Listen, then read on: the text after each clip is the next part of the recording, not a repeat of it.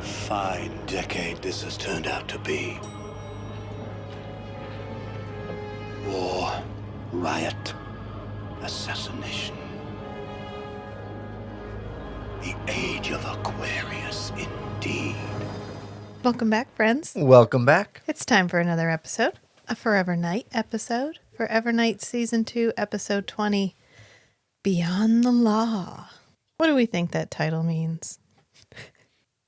Vampires are powerful in and of themselves, and they don't need government.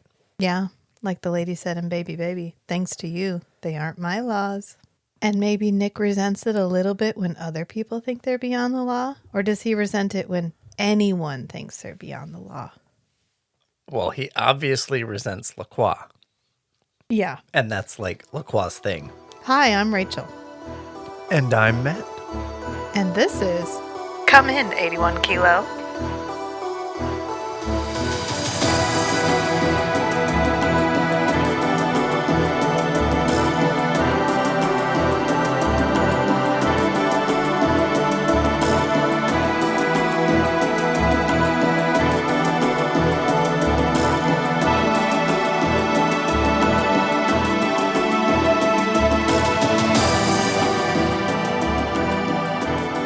Hey, you did it in the right order. And then you didn't say a Forever Night podcast. Oh. I was so preoccupied with you pressing the button and talking in the right order. You know what? We do this for y'all's benefit. We could do this perfectly every time, but then what would you learn? Nothing. You learn nothing from success. You learn from mistakes. Failure is the great teacher. Yeah, we are all equal in our ignorance. I think it's pain is the great teaper, but we'll say It's failure. fine. It's fine. Failure, pain, sometimes they're extremely close, They're usually associated causally. especially for you. Hey, I did handiwork today, You and I did. did not injure myself. You know what? I'm getting better. Pour one out. Congratulations, honey. We do have a minor oopsie that I need to address. And it's that I said the line, immortality is no excuse not to floss, was from Dark Knight. I stand corrected. It is from For I Have Sinned. I don't know why these three episodes, Dark Knight Part 1, Dark Knight Part 2, and For I Have Sinned, kind of run together in my head. And I think it's because I do not rewatch Dark Knight Part 1 and Part 2 very often. So headcanon for me, the first episode is For I Have Sinned. Just like experientially, Yeah. the earliest episode that you watch is So episode 3. Yeah. So when I think first episode, I think For I Have Sinned. So that's what I'm going with. But correct. It is from For I Have Sinned. Oopsies. Thank So- you for the correction. Thank you. Yes, I definitely appreciate it. I don't want to go in perpetuity of being wrong. I'm not going to go back and correct the episode or anything, but I will address the fact that I was wrong. But moving on to Beyond the Law, this is I think before we get started, holy shit, transitions. Yes. Holy shit, transitions. Director for this episode, Michael Levine. Michael Levine, and it maybe somebody else was involved in the production, and they said, "Hey, let's try it this way." Yeah. You know, I was reading up about him, and he actually directed like 8 episodes. He did like Only the Lonely. He did Amateur Night. But none of them have this style of transition. This is like... He's up in his game. He's up in his game. But I guess I read an article. Okay.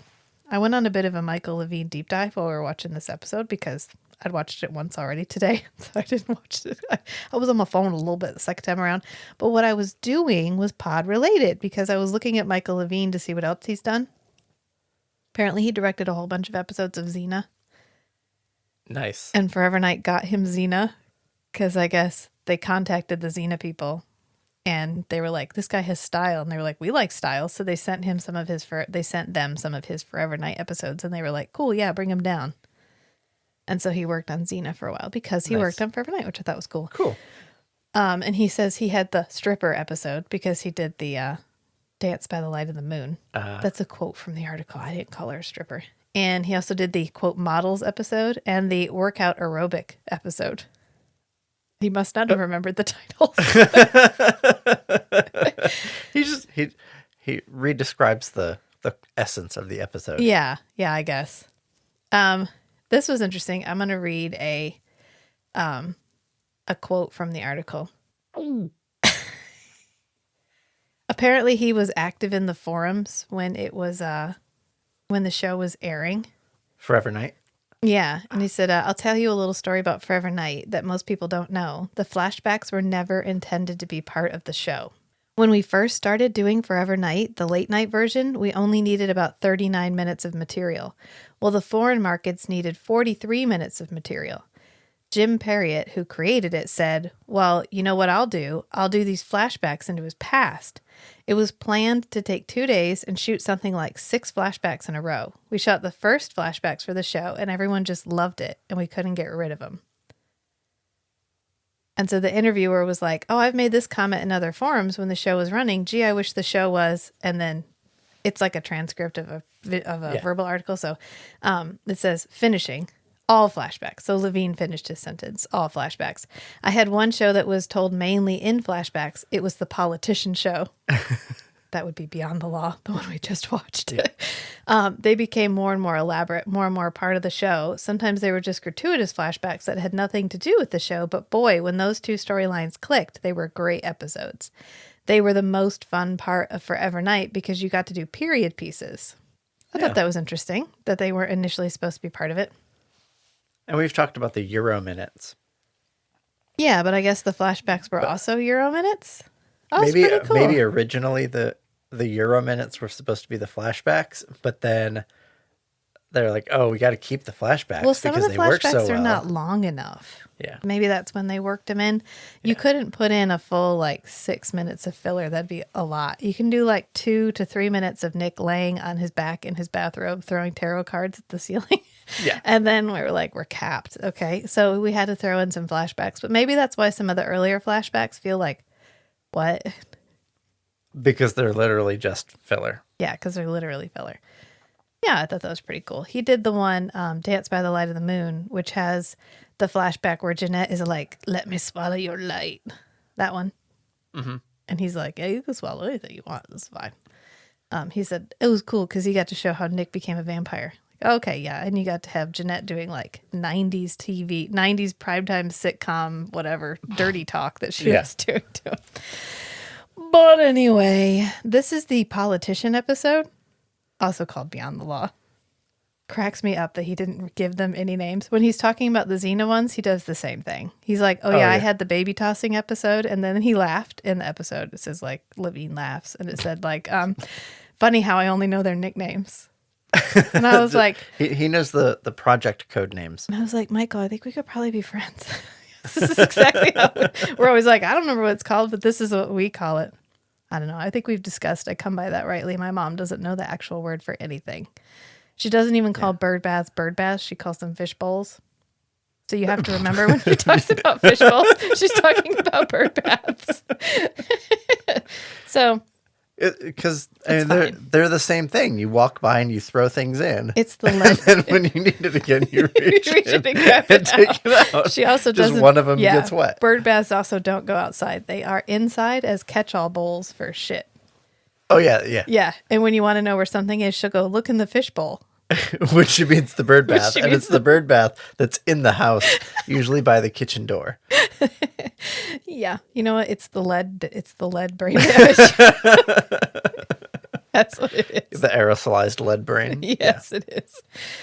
All right. So we start at an exterior apartment. I think this is Anne Foley's apartment. Did we discuss this? I think this is the exterior shot from Anne Foley's apartment. Yeah, it's not the one where he's rising up. To hop in on the balcony. But this is the default entrance style. Yeah. This is just the exterior shot of the whole building. Yeah. And I was like, Anne Foley, that you? I don't know. Maybe there's not that many apartment buildings in Toronto. Everybody lives in this one. I don't know. But the cold open is this woman is getting pearls. And then she starts out getting a dry back rub, which I was like, oof, ouch. The skin on skin, I immediately was like, oh, great. But then he dumps like half a cup of massage oil on top of her lingerie while Break the Silence is playing. Break the Silence. It's like, we haven't. Is that a Fred Mullen special? Yeah, they're all Fred Mullen because then we didn't have to get licensing. Gotcha. Yeah, if you get the guy who writes your theme song to write all of the songs for your show, you don't have to license shit. Which is nice because we can continue to use the same songs in perpetuity. I have watched several older movies where we've swapped songs because the licensing for that song isn't available anymore. Yeah, when it comes back on streaming. Yeah. And then the streaming platform is like, okay, we want to air this episode. Oh, wait, we don't have the rights to broadcast this song because they were attached to the broadcast network, not the actual media itself. Yeah. I think the most notable one is, I think it's Love at First Bite, and it's like a 1970s like comedic Dracula adaptation. And they have a scene where they dance to like Disco Fever. Okay. And then when they re-released it, they changed the song. And it just doesn't work because the joke is Dracula is dancing to disco music. If it's not disco music, it's not funny. They didn't even get another disco-esque. It's just, it doesn't work, right? So, but luckily, whoever did this was A, cheap, and B, well, we'll not call it cheap. We'll call it forward thinking. Pragmatic, which was, we have the rights to this in perpetuity because it was written for the show. So let's just roll with it. We only have like 4 songs. We have like Black Rose. We have Break the Silence. We have like the one with the glass, the dark side of the glass. And then we have, did I already say Break the Silence? Yeah. Yeah. The hunger one. Okay. There's one where they sing about hunger. There's 4 of them. And they're usually playing when we go on the Raven. But we haven't had one where we use that song as like what's playing over the cold open in a while. So welcome back, Fred. We missed you. So he's playing Break the Silence. And then she gets like a back rub with this half a cup of what looks like olive oil. Yeah. And then, of course, he gets a little rougher and she's like, ow, too much. And then she gets choked. And it ends up breaking the necklace. And I know this is nitpicky, but I'm going to say it. He breaks the necklace after she passes out. Right. And I know this is nitpicky, but I'm just going to say it. If you have expensive pearls, each pearl is knotted onto the string individually. They don't just slide off. They don't just slide off. If you have cheap pearls, they slide off. So later we talk about how this is an expensive pearl. These are cultured pearls. If this was a cultured pearl necklace with an actual silver clasp, it would not slide off the string and dramatically fall onto the ground. Sorry. This is a thing we get wrong a lot. And I know it's like a trope, basically. Pearls fall off. Yeah. Yeah. Yeah, it's a visual trope. I just want to note, if you're ever doing it, if you're making a movie and you did that accurately, there's a whole subset. There's dozens of us who would be like, yes, thank you. They don't just fall off. Because that's the whole point, is to keep them from falling off. If the strand breaks. The strand breaks. Side note. Anyway, she dies. And we know she dies because the guy blows the candle out. It's like, I thought, ooh, that's symbolic. that's symbology. Oh, no. He snuffed her out like the candle and then ba-dum. So, hey, the cold open was just a murder. Hey, we're back on the pattern. Yeah, I feel like we wallowed for a little while there. And now we're kind of back in our stride. This whole episode's really well done. I thought is it the most coherent of episodes? It's as coherent as any of them, I guess. But it's not like, it's not everything nailed together. You feel like a solid win at the end. It's a good episode. Transitions are great. The acting is great. Storylines are great. All of it's great. Motivation's unclear. Yeah. I think my biggest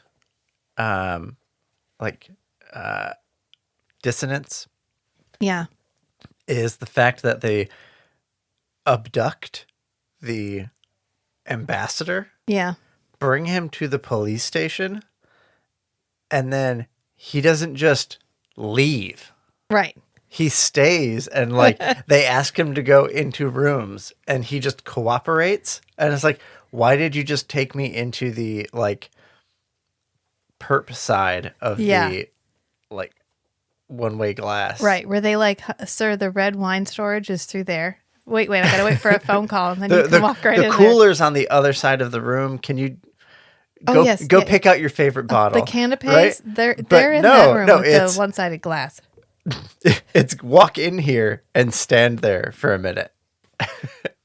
And he just goes along with it. Right. The whole time. So interestingly, Michael Levine also wrote Forward into the Past. And I feel like we had this same criticism of Forward into the Past, which was all of a sudden we had just drawn a conclusion. And then we just acted on that conclusion for the rest of the episode without ever really clearing it up. And yes, eventually the evidence bears it out. Like the evidence eventually percolates in and proves the wildly unfounded theory that we made earlier. But what if it hadn't? So the consequences of it not would have been catastrophic. If I recall correctly, the evidence that they have that the ambassador did it, is that this is a really high quality necklace from Kazakhstan. That Daphne, the forensic lady, surmises might be from just Kazakhstan. Off the top of her head. Yes, from holding this little plastic baggie and flirting with Schanke. And she determines, oh yeah, this is a Kazakhstani necklace. Yeah. Oh, so it must have been the ambassador from Kazakhstan. Well, that's the only person it could have been. There's two pieces of evidence. What's the second piece of evidence? There was a diplomatic car at the apartment complex the night that the woman was murdered. Okay, that giant apartment complex where they could have been visiting fucking anyone. Right. But they were at that apartment complex. Yes. Okay. Yep. Okay. There's two. So at least there was some. I thought they just went to the crazy lady, ambassador's house. The crazy lady whose husband and dog had almost the same name told Nick she saw a car with a red license plate. Oh, that's right. Yeah. After she was hypnotized because she couldn't otherwise remember. But we're getting ahead of ourselves because we just finished the intro. This is not a linear conversation. We're not linear people. What did you say? The plot will be unknown at all times? Yeah. Accurate. So Nick and Schanke walk in from off camera onto the scene, and Natalie's already there. And she's like, yeah, she's been dead like 24 hours. She's got like a stamp on her hand, but it's smudged. So I guess she was at a nightclub. We don't know which one. Sometime in the amount of time that it takes for the ink to stay but be smudged. That's how long she's been there. I don't know. 24 hours. It feels very much like it feels like when our daughter looks for something. Yeah. And I can't find anything. Yeah, I looked around. I didn't see anything. Did you get out of your chair? No. I don't know. That's the vibe I got off of Natalie. Because then Nick looks down and we get I know we get just like night vision. He night visions a pearl in the asphalt. Like in the crack in the asphalt. He's like, did anybody see this? It would be really hard to see a white shiny pearl on black asphalt. Yeah. Just saying. It's in the crack and it's buried in dirt.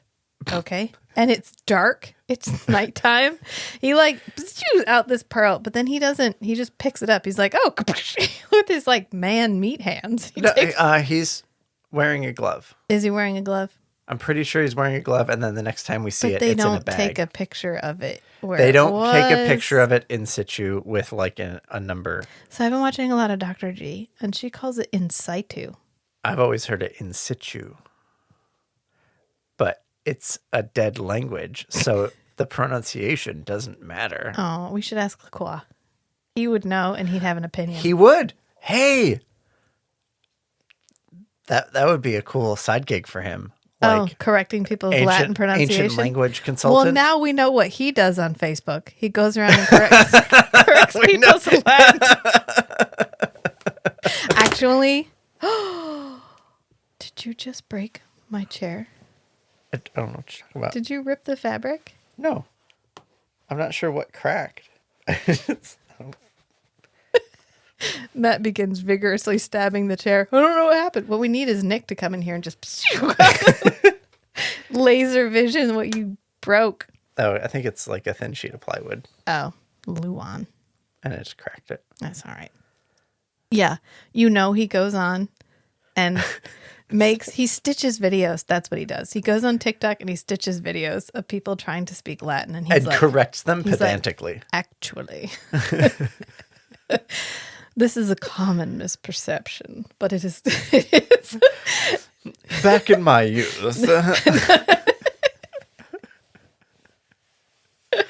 The age of Aquarius, indeed. Oh my God. You know what? That would be like the ultimate vampire, just like trap infinity pool is correcting like historical inaccuracies on the internet. It would be the history version of nerd sniping. It's so okay. All right. Well, we got sidetracked again. Okay. But we introduce an interesting side character thanks to this Pearl, which is Daphne. And I'm almost certain we never ever see Daphne again. I think she's created exclusively for this episode. The entire forensics department is created exclusively for this episode.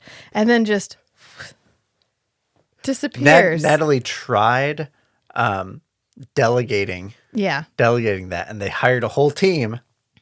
Yeah. Led by Daphne. Who apparently is like down the hall. Yeah. In the same building.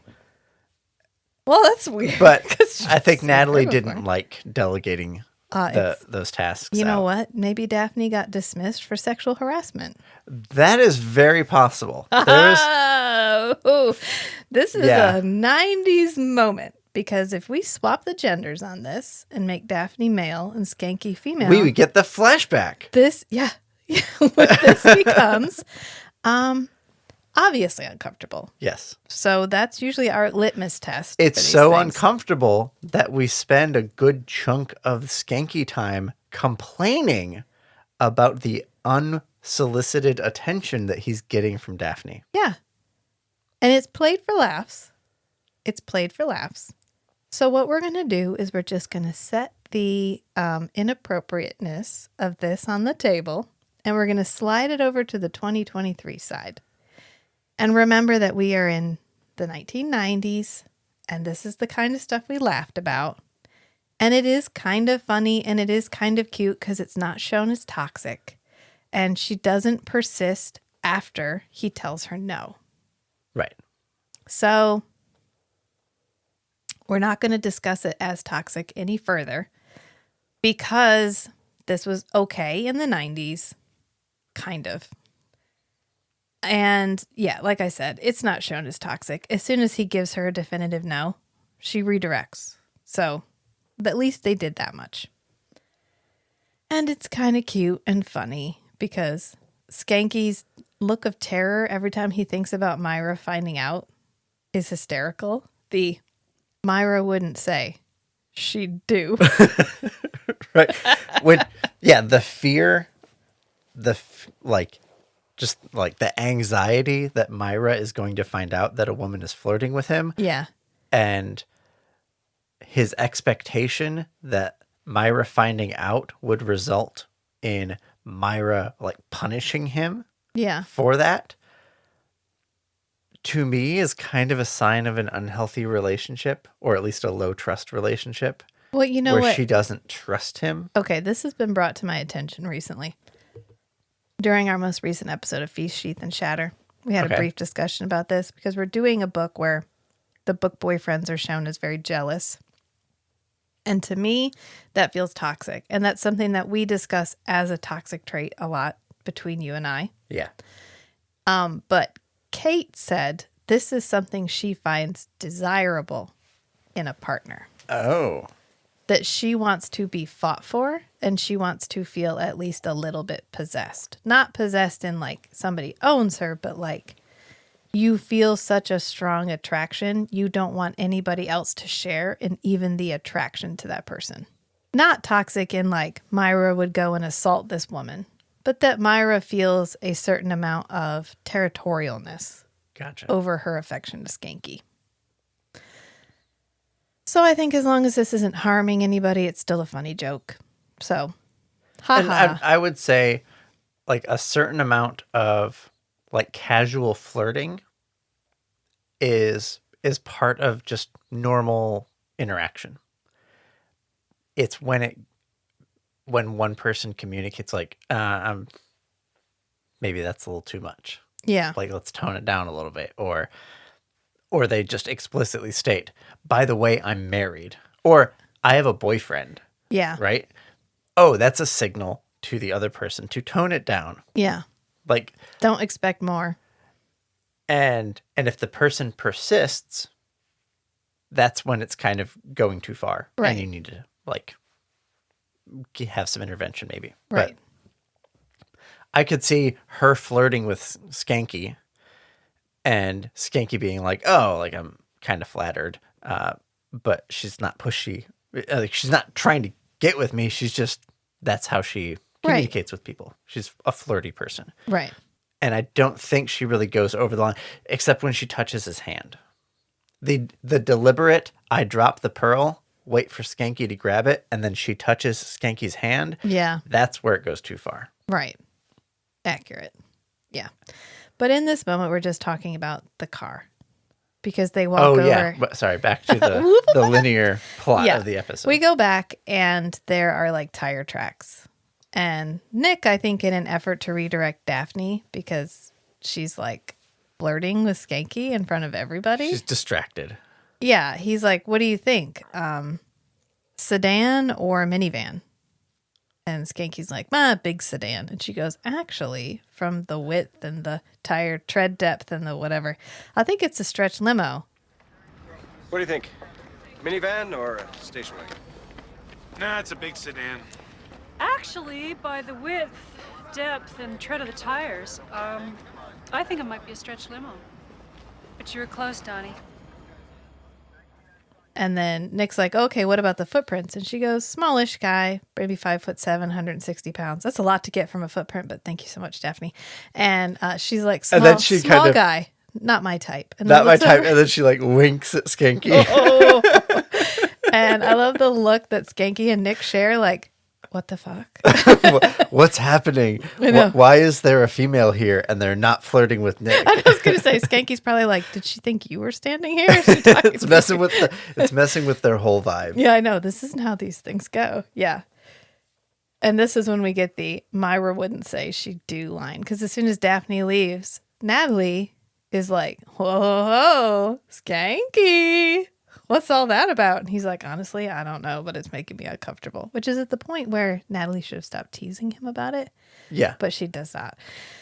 This is going to be hard because it's hard to put workplace stuff like this. It gets difficult to put your context lenses on. I've worked in situations where I had men who flirted with me and it was uncomfortable and I didn't like it. And it was not appropriate for me to even tell them to stop.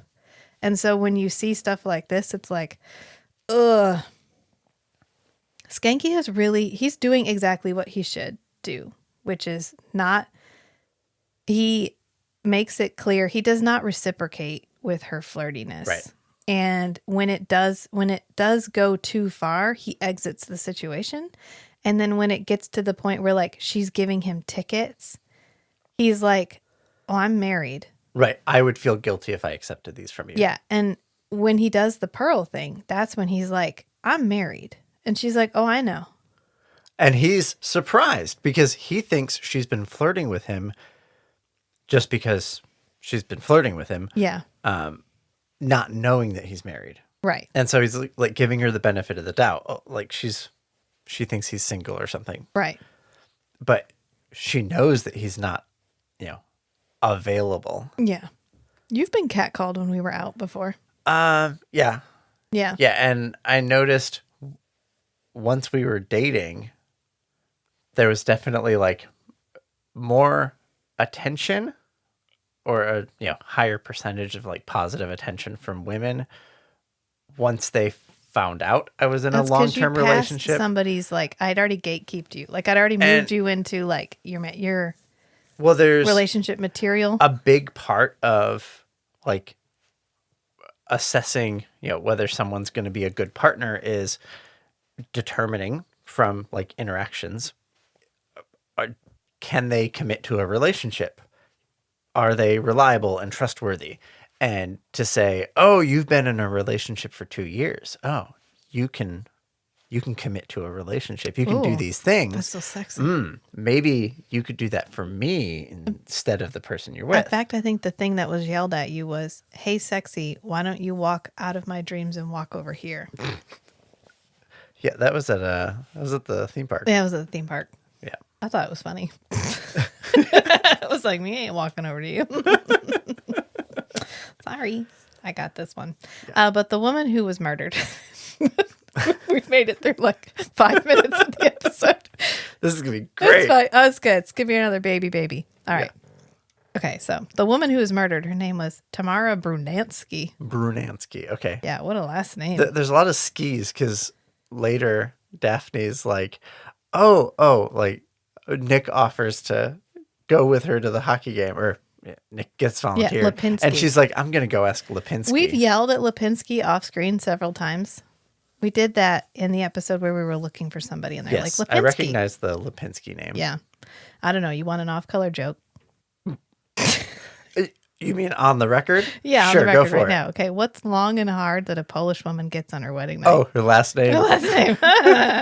All right, sorry. That was the most nerdy laugh I've ever done.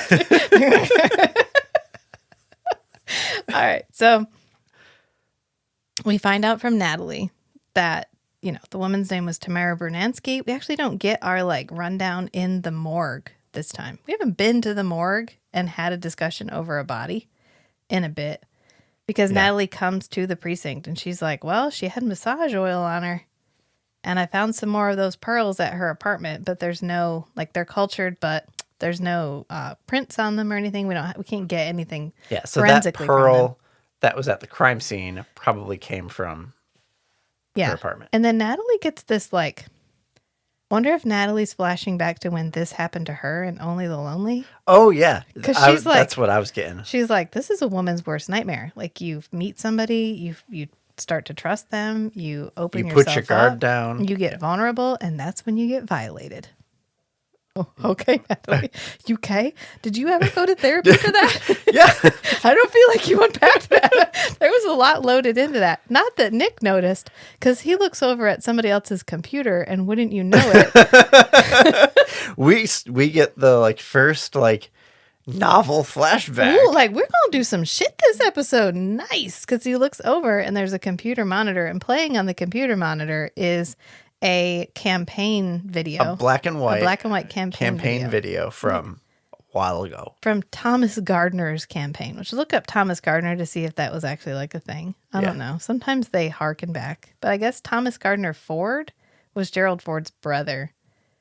But this isn't historically accurate. He didn't run for president or anything. You mean Forever Knight? It's not historically accurate? Nope. So after he sees the image, we zoom in on the image, and then when we zoom back out, it's a TV and it's playing in this room, and all these people are sitting around watching it. And it's a really nice transition because we go from Nick looking at this computer monitor, and we cut to a close-up of what it feels like, the computer monitor. Yeah. But then when it pans back from the computer monitor, it's actually an older wood box TV. Yeah, and this is perhaps the most generic politician speech I've ever heard in my life. He's like, we're going to do stuff, and we're going to include people in the stuff, and we're going to make sure that this stuff gets done with procedures, and those procedures will include the people who do the stuff. And everybody cheers. And these inclusive procedures will be part of a Thomas Gardner administration. Right, and he's talking to a woman in the chair whose name is Angela. I recognize this woman's face. This actress is going to come back, and that's all I'm going to say about that. I'm not talking about it. Don't ask me. And she is drinking the Thomas Gardner Kool-Aid, one might say. She is completely in the campaign. And I love how they're all trying to get Nick to be part of it. They're like, Nick, you want to be in the campaign? And he's like, I'm just an off-duty police officer. It feels a little culty. It does. It's like, one of us. And he's like, I'm here for some extra dollars and to give myself something to do in the evening. Like, that's not why I'm here. I thought it was interesting. Did you notice all of his campaign stuff is both red and blue? He has blue signs and red signs. I didn't notice that. And the balloons are red and blue. So if you're not American,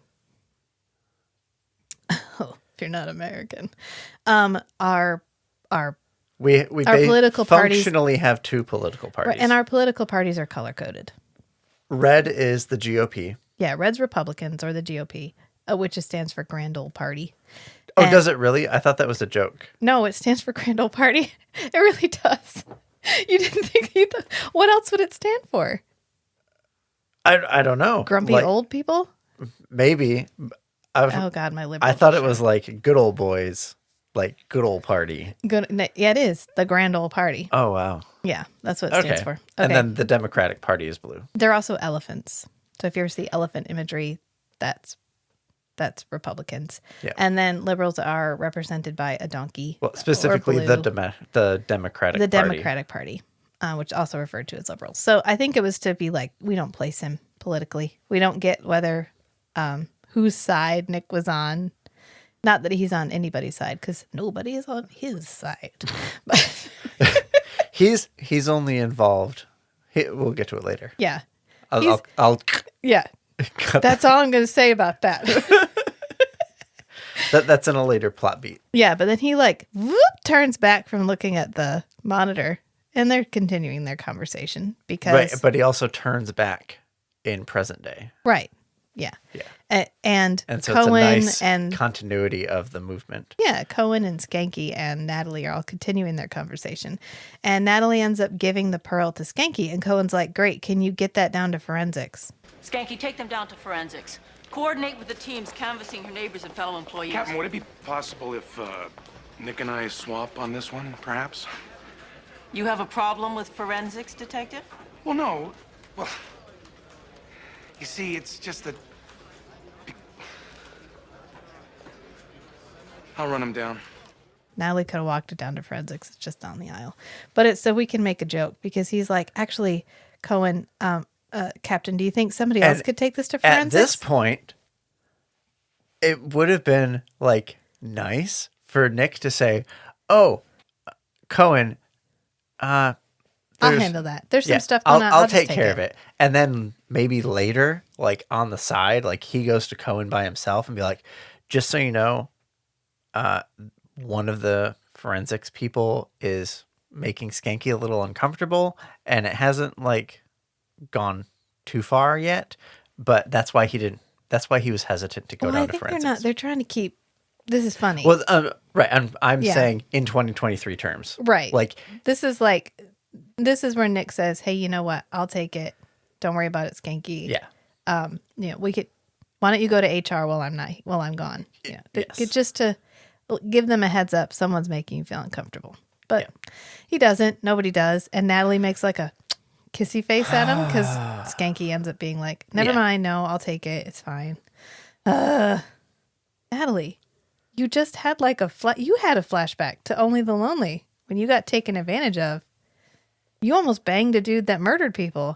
You had like unwanted romantic advances From two people, because Only the Lonely was the guy that was like the serial killer who was trying to make it with her, and Nick, who broke into her apartment and was like, yeah, well, I don't want him in She's here. mine. She's mine, but I'm not gonna hit that. But I don't want anything else hitting that either. You know what I'm saying? So she's gone through some pretty traumatic shit. And then she's over there like, "Oh, Schanke, we got someone like you. Come on, Natalie. Be What? the change you want to see in the system. Be the change, Natalie." God. I'm sorry. We are not. Our context lenses have not come in the mail. We are doing a bad job with that. The scene that popped into my head was from What We Do in the Shadows, Yeah. where he's like, there's this whole thing that we have to drink the blood of virgins, whatever. And It's not because we need virgin blood or that it tastes better. It's just if you're going to eat a sandwich, you want to know that nobody has fucked the sandwich. Exactly. Nobody's fucked it. And is that how Nick feels about Natalie? Like, this one's mine, but I'm not going to do anything about it right now. No. But nobody else do anything to the sandwich while I'm waiting to eat it. He likes knowing that Natalie is waiting for him. And he does not like to be reminded that Natalie is only waiting for him for so long and of her own volition. And that the first time somebody else comes along who's a little bit more attractive, she's probably going to jump ship and hit that guy. Yeah. As she should. Because no one should live life as like the side piece I could get with if I wanted to, but I just want to know I could get with it whenever I wanted to. Because I got a regular piece at the nightclub. Right. And the regular piece would probably kill the side piece if I got with it. Oh, whoopsies. All right. So Nick is back to canvassing the apartment complex, and he's talking to this older lady, and I don't know what this scene is, but it's hysterical. Yes, the Alfred Albert. This is an exact constantly mixing things recreation up. of what it's like to talk to my mom. And when he hypnotizes her at the end and he gets the straight answer out of her, I thought, God damn, would that not be amazing to just be able to be like, here's a direct question. Can I get a direct answer? Yes. Oh, thank you. Done. Because he's like, okay, so you were out walking and you saw the car? She's like, yes, I was out walking. Alfred or Albert. I was out on a walk with Alfred or Albert or whatever. And he's like, oh, your husband? She's like, no, my dog. So, a corgi with the short legs, no tail, like the queen has. And he's like, yes, I'm familiar with that. And then he's like, okay, so. Alfred or Albert? Both. But this night, Albert wasn't quite feeling himself. I think it was something he ate. This is your dog? No, Albert.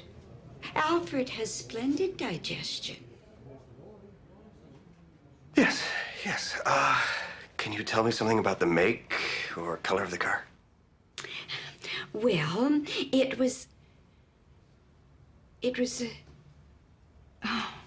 What? And she's like, continue, please. Yeah, so she, Albert wasn't feeling great. So I took Alfred out and he's like, your husband wasn't feeling good? And she's like, no, he was feeling, it was the dog. She's like, no, the dog was fine. He has excellent digestion. And then he's like, okay, so what did the car look like? She's like, that's really funny because I was looking right at it and I have no idea. And he's like, So he hypnotizes her and he's like, what did the car look like? And she's like, black. But it was dark, so I couldn't see. It was too dark, so I couldn't make out any other details. Yeah. And he's like, okay, what color was the license plate? She's like, red. Or did you see the liceness plate? Yeah. And she's like, red. I remember thinking that was weird. A red license plate. He's like, thank you. Have a good day. He just leaves. He literally just whooshes out the window in the hallway. I know, he's just like, dude. And while the hypnosis wears off. I know. She comes back and she's like, Alfred? But then we go back to Schanke because Skanky's taking the pearl to Daphne. And this is when he has the conversation with Daphne where he's like, Daphne, I'm married, right? Like, I'm unavailable. I am off market. I have no sale price. Like, you can't get with this, okay? And she's like, no, I know you're married. And he's like, you know I'm married? That's probably why so many women are attracted to you. And he's like, what? You know I'm married? Got it written all over you, Donnie. Really? Yeah. Wow. That's probably why other women are so attracted to you. You think so? Oh, definitely, yeah. Oh. Yeah. There's something very appealing about a married man. Okay, that did not go the way this was his first attempt to redirect her, to be like, I'm uncomfortable with what you're doing. I'm letting you know. I'm not available. Like, this isn't going to happen. I love that there's a forensics room and there's like x-rays on the like x-ray thing. There's like a light up x-ray thing. And then there's some unnamed piece of equipment sitting over on the side, and it's just Daphne and like a microscope, and that's it. This is the entire forensics department. It's new. It just started. They just started up. This is the storage room. Natalie was like, I literally can't do it all anymore, guys. And they were like, oh, fine, we'll hire a real forensics department for the city of Toronto. But this is when she's like, oh, yeah, these were nice pearls. You know, not the best, but cultured. And they had this silver clasp. The hallmark says Russian, but the craftsmanship is too good. And so I think it's probably Kazakhstani. Or she says Kazakhstani, but Kazakhstani. Yeah. And Schanke goes, what? And she goes, it's okay, I'll write it down. Yeah. And then I loved that. I loved the, I'll write it fine. down. I'll write it down the details. Yeah, your reputation precedes you. Don't worry, I've got a notepad here for you. I'll jot it down. I already have a printout with a summary. And then we go to this smoky 90s club, and I had like a whoosh flashback to Nick Knight when he goes to the Raven. It's not the Raven, I forget what it's called in Nick Knight. But when he goes to the club, Jeanette's club, in the Raven, in LA. And we're like, why is it so smoky? Like, maybe the 90s just look like that. Well, it was LA. That one was LA. And we were like, 90s. LA was literally just looked like that. But yeah. I don't know. This feels aesthetic. Like they just pump cigarette smoke into the place. I'm sure. Yeah. I don't know. I was just like, wow, this was supposed to look so modern. Like so modern and cool. It doesn't look bad. There's some pretty cool stuff. I'd love to see what this place looks like with the light off. And then I love when we see the exterior and it looks like a shipping container. And they just have like 4 air exchange things coming out with like red lights on the top. Did you see that? They're like attic fans on the end of these I didn't notice that. Pipes. And the attic fans are all lit with a red light. And I was like, if there's ventilation, why does it look like that? Decorative ventilation. They're ventilating the smoke into the building. Oh, that's right. Okay.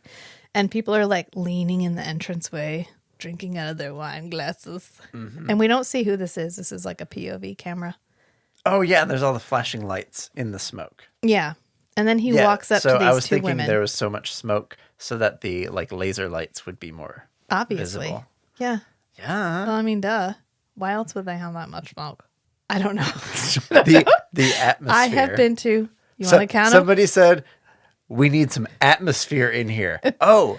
Like clouds? Weather. Like clouds. Oh, shit. I want that right now. All they did was tell the crew to start taking their breaks in there instead of outside. Solved the problem immediately. This is the smoke room. Apparently, according to the interview that I read with Michael Levine, they used to stay up from 5 p.m. to 5 a.m. every day for filming.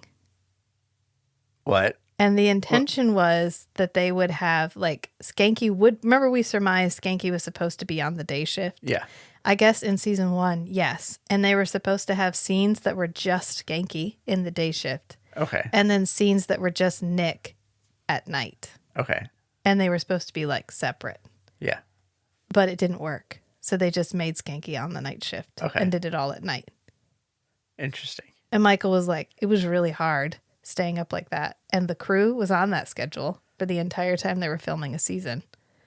Whoa. Which I guess Garrett Wynn-Davies has said, like, yeah, it was fucking hard. And I still have a hard time sleeping because for years I stayed up all night. Yeah. Which, I mean, lots of people do third shift. Yeah, swing shift. I've done it. All right. Then we get our Schanke and Nick in the car. Bro rubbing his face in the Daphne situation. Yeah, that's not great. This is our... Okay, so there's when you're teasing like a good guy friend, there's a certain amount of like you pay close attention to how uncomfortable you're making the person and kind of what kind of discomfort it is. You're going for embarrassment. But Schanke feels guilt. Yeah. And Nick should be picking up on that. This is not Schanke suffering of embarrassment. This is Schanke suffering from embarrassment with guilt and shame. Yeah. And that's not where you want like good-natured like teasing to go. Yes. So I think this is a good rule of thumb for any friendship, much less guy-on-guy friendship. Well, yeah, and I was just coming at it from the guy angle. And he is a little bit listening to Schanke vent about this because Skanky's like, man, before Myra, I couldn't get a date with a calendar. And now I'm beating women off with a stick. Yeah, you are, Schanke. Oh, yeah. Yeah, this is a theme through the entire series. Oh, I like John Capellos. He's cute. I like John Capellos. And he's dad bod. Yeah, I mean, he has a different type of attractiveness from Garrett Wynn Davies. Right. But that's okay. That's what makes this work. But he's like, women pay more attention to me. Like, even if nobody paid attention before and now a woman every once in a while pays attention to him, that's 100% increase. Yeah. And he's like, not that she's not cute. I mean, she's tall. She's pretty. Statuesque. Yeah.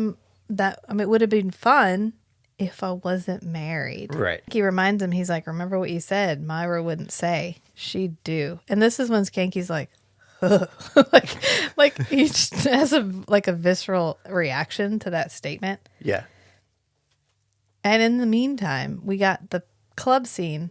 We saw 2 women, and now we get another a body's getting dumped, and it's one of the women that we saw at the club. But then Schanke and Nick arrive at this house, which looks like the house from Forward into the Past, but I think we decided it wasn't. Yeah, I think it's just similar style, or it's a different side of the house. Yeah, because it's like the same type of brick and ivy. Yeah. But it doesn't look exactly the same. But this is where we really get our the writer wrote themselves into a corner. And they were like, fuck it. Because normally Schanke, who is our level-headed detective, is there to temper Nick. But they're sitting in the car outside this consulate that they have no business being at. They can go ask. Yeah. But as soon as the consulate asks them to leave, they have to leave. But my point for them having no business being here is they have exactly 2 pieces of evidence. They have Daphne, who we know is an unreliable reporter because she's flirting with Schanke, saying that this, she's pretty sure, is a Kazakhstani piece of jewelry because it looks like it's nicer made than what you can buy in Russia, which is not an objective measurement. And we find out from Skanky's info dump about Kazakhstan that Kazakhstan, just in 1991, got liberated 4 years ago. Yeah. 1991. Yes. Yeah. So if this jewelry was made more than 4 years ago, then maybe Kazakhstan has better craftsmen in general. I think that's what Daphne's implying. Right, but it would have been part of Russia. We don't have a good piece of this. That's not evidence. This Right. one lady saying, I think maybe this was made in Kazakhstan. And then a lady who couldn't remember the difference between her dog and her husband saying she saw a car that had a red license plate. Right. That's why we're here outside this consulate. Right. And Skanky's like, I don't know, what we've got is pretty thin. If we're not right, we could be up to our eyeballs. We're going up shit creek and we're about to toss the paddles out of our own boat. And Nick's like, cool, let's do this. And Skanky's like, yeah, let's fucking do this. And so they go to the consulate and they're immediately like, hey, we're police officers and we want to talk to somebody. And this is when we first meet Yuri. And he's like, well, yeah, the ambassador's here in Toronto, but what are you gentlemen doing here? And this is when the ambassador shows up. And Nick is like, hi, I'm Detective Nick. And he's like, I don't want your name. I don't want introductions. I want explanations. I'm going to say this to the next person that's I'm just going to be like, no, I don't want introductions. I want explanations. And they're like, okay, how about this? And he pulls out a picture and he's like, we're pretty sure somebody in your consulate murdered this lady. And the guy's like, nope, couldn't be. And Skanky's like, oh yeah, you didn't look hard enough. You didn't. He's like, no, I vet my staff. And he's like, we why? run a tight ship here. And he goes, why? If they get out of line, do you throw them in the gulag? Come on. Skanky. What the? This man has done nothing to you. You walked into his house. This is a person that can, with the flick of a wrist, ruin your life and your career. Yes. And you are throwing derogatory stereotypes at him. Yeah, you and Nick did shots in the parking lot. You worked yourselves up. You walked in here and you were like, "That's right, we think you guys murdered people." Now you're fucking up the pickup line. And now you're fucking up. And then he keeps going.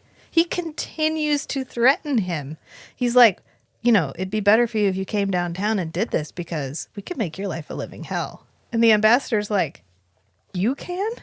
He's like, I also can do that, and more effectively, I think.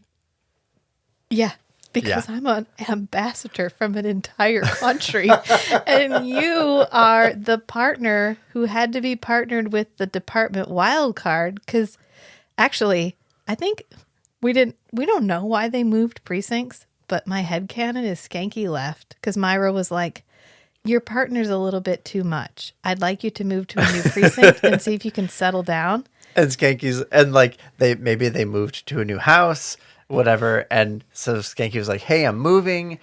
So I put in a transfer to this other precinct I wish you because best it's closer of luck. to my house. It's been nice working with you all. Great. All right. I'm going to report for my first day at the new precinct. He walks in and Nick's there. Nick's already there at his own desk. And he hypnotized his way in because they were like, he's like, oh my God, when did that guy start? And they're like, well, he's always worked here. Like there was the one episode where they're like redoing the computer system and some new database, whatever. Yeah, and they can't find anything about him. Yeah, they've digitized all the records. They put in his badge and number. So And he's like, no, don't do that. The lady's like, oh, like I just want to practice using this thing. Let me look you up in the database and see what's in here. Hunters, that's Hunters. And there's nothing. Yeah. And so I was surprised that there was anything at all. There's his picture and his badge number. Yes, like that's it. The bare minimum. Yeah. And he's like, oh no, it's fine. Don't look that up. And she's like, no, it's really weird. That's when he goes to, is that Aristotle or he pays a different guy? I think that one's a different guy than we meet Aristotle later. Yeah. But we get another cool flashback. Because, of course, Skanky's mouthing off. And Nick looks over, and in the next room, he's hallucinating. Yeah. He's disassociating a little bit. Skanky's embarrassing him. The flashbacks are evolving from, like, internal daydreams into external hallucinations. Well, he sees Gardner and some other people like talking through this doorway, and then Gardner walks at says, the camera, hey, Nick. And he goes, hey, Nick, and walks to the doorway. And when he does, the camera pans around, and it's the flashback, Nick from the 60s. Yeah. And this is when Gardner's like, hey, did you like my speech? And Nick's like, well, it was a little generic. He says, it was okay. And he goes, no, tell me how you really feel. And he's like, no, it was a little generic. Like, you were a little light on details. And he's like, well, let's just hope the people are ready to listen to details when we get there. And then he starts trying to recruit Nick. He's like, we could really use you in the campaign trail. A man of... And I trust Angela's recommendations. Yeah, it's the 60s. You're a blonde-haired, blue-eyed white dude. You should probably be on my campaign. Those are your only necessary qualifications. And Nick is like, you know what, actually, I don't think I want to. But he does say, he gives him some flattering statements. He's like, oh, I think you're headed to the White House, sir. Like, you're sounding really great. This is going to be good for you. And then Gardner wanders off, and Nick turns, and LaCroix's sitting on the couch. So Rachel, we were watching it, and Rachel says, man, LaCroix needs a hobby. I said, LaCroix has a hobby. His hobby's name is Nick. Now, this begs a really interesting question. Because Nick did not know that LaCroix was there. LaCroix just appears, and he's sitting on this couch, and he has his hand like wrapped around the woman's throat next to him. Is LaCroix a figment of Nick's imagination? Ooh. Because he always shows up in these moments when Nick feels unsure of himself, and he picks apart everything that Nick feels unsure about. And current day, Nick is always turning on the radio. And every time he turns on the radio, LaCroix is always on, and he's always talking about a theme that's pertinent to Nick's experience in that episode. And we never see Lacroix interact with anyone when Nick isn't there. Once, in Bad Blood, there's a scene where Jeanette makes the phone call to lure him to the Raven so that he'll be there, so that Schanke and the intern can take that ill-advised trip. Yeah. But that's it. And we don't really see Lacroix doing anything except whispering in Jeanette's ear. And there's nothing to say that Jeanette doesn't have the same hallucinations that Nick does. Maybe. Did Lacroix actually come back? Well, even in the flashback. Yeah. Like, is Lacroix actually there in the flashback? Right. Maybe Lacroix isn't actually around as much as Nick and Jeanette seem to think he is. And he's actually just off doing his own thing most of the time, but they both have these like persistent hallucinations or the sire bond is strong enough that Lacroix can be like, ooh, Nick is feeling especially anxious right now. I'm going to project myself into his mind. Something to think about because he doesn't interact with anybody else when he's there, and nobody else reacts to his presence. It would explain why it only happens in like the moments that Nick is feeling especially vulnerable. Yeah. And otherwise, Lacroix just isn't around just incidentally. Right. I would believe that more than Lacroix literally just shadows Nick at all times, ready to pontificate at a moment's notice, because Nick literally turns and Lacroix goes, yes, the world is watching.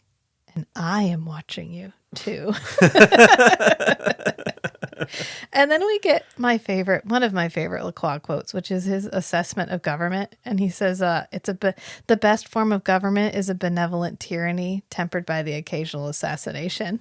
Yeah. And Nick's like, well, I believe in democracy. And he's like, oh, you believe in deception and immorality? Maybe there's hope for you yet. You see, Nicholas, the best form of government is a benevolent tyranny tempered by the occasional assassination. I believe in the democratic form of government. Well, then you believe in corruption, deception, and immorality. Maybe there's hope for you after all. People have a right to choose who will govern them. And whom do they choose?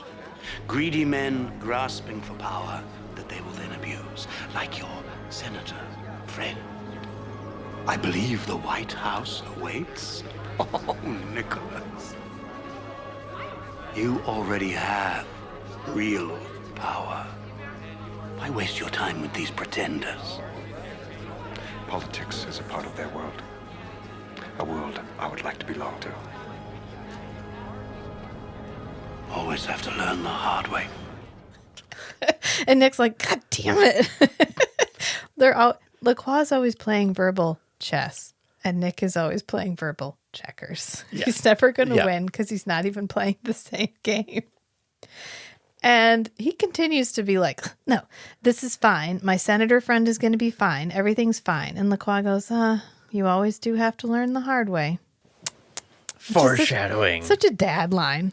Okay, fine. Yep. Learn it the hard way. I tried to save you. That's what Nigel Bennett said. Yeah. He kept in mind for. Right. And they very much frame him that way. Yeah. If he's actually there.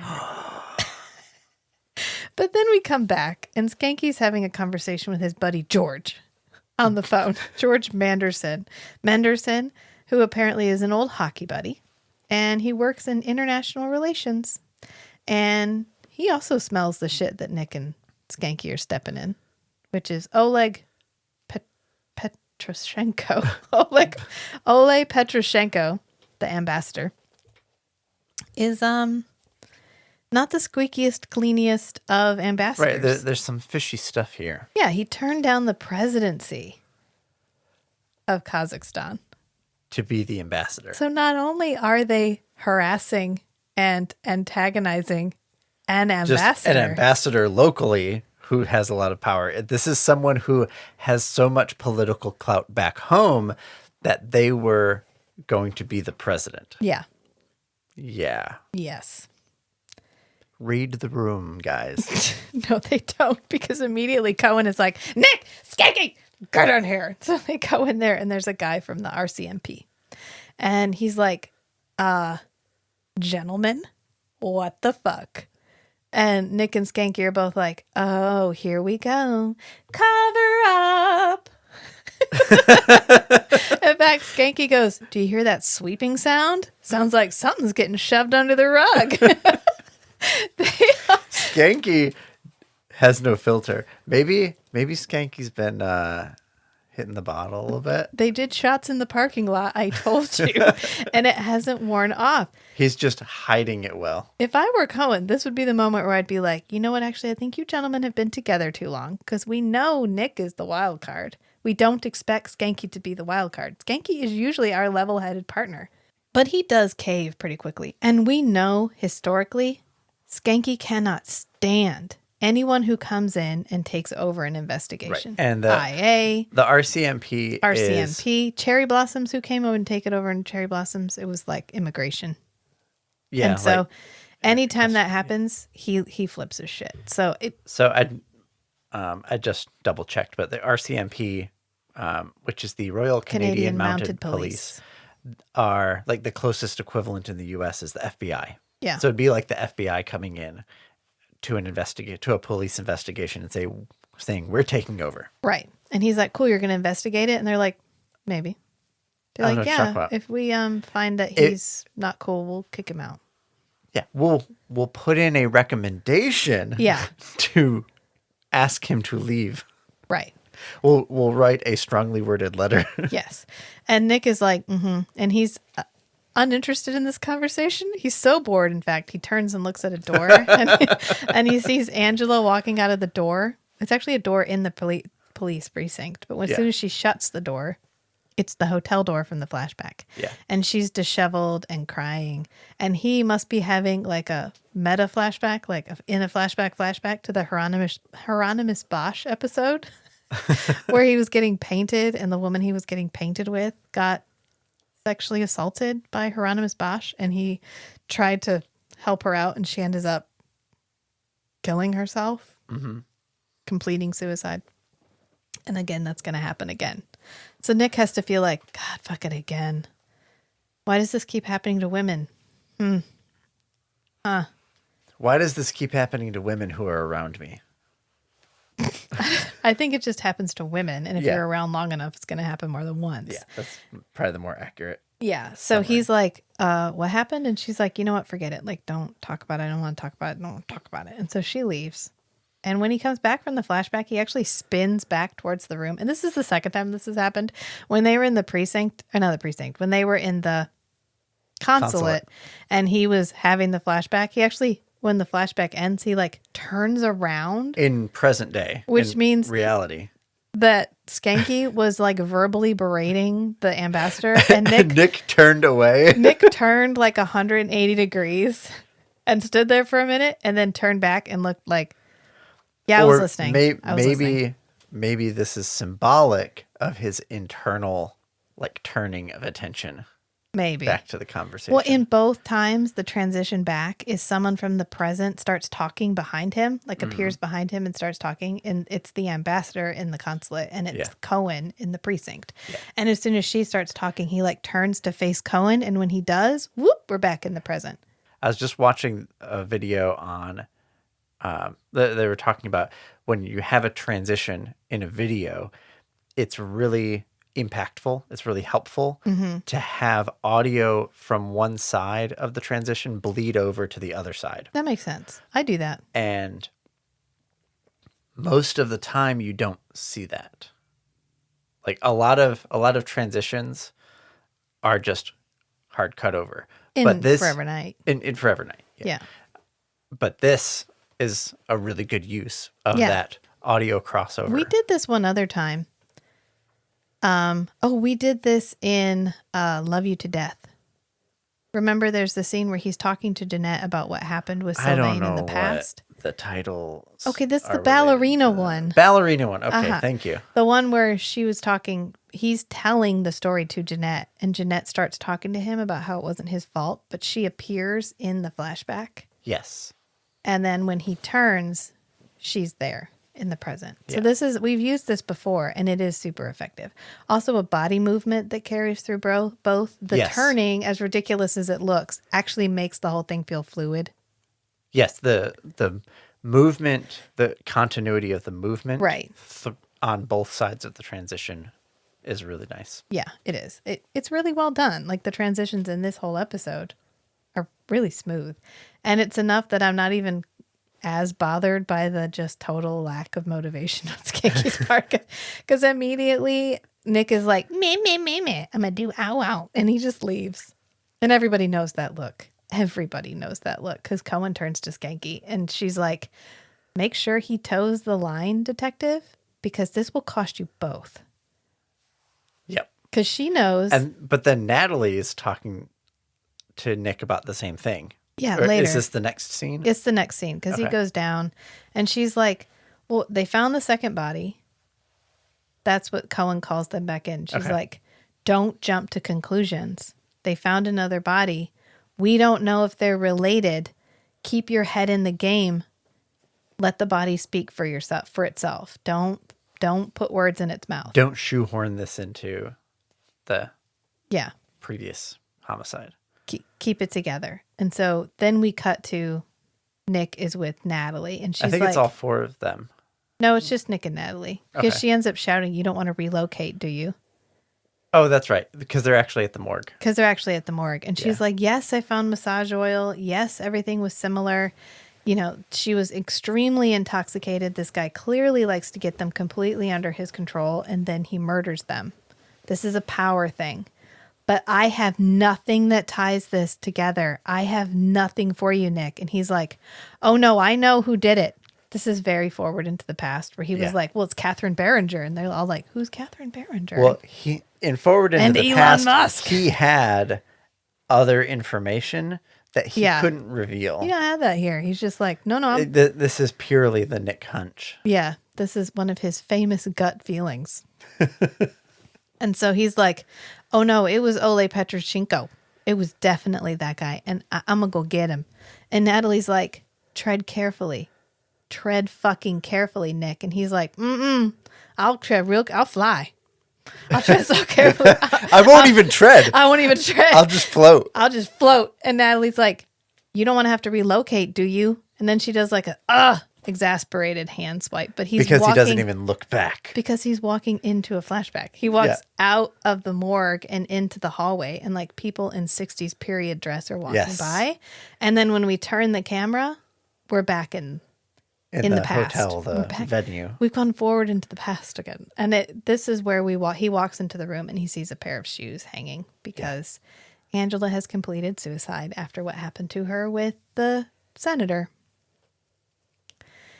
Because it was the 60s and also the 90s. So we weren't afraid to show that kind of stuff on television. So I'm not afraid, but we weren't as sensitive to what happens when you put that kind of stuff on television, so we could just use it all over the place.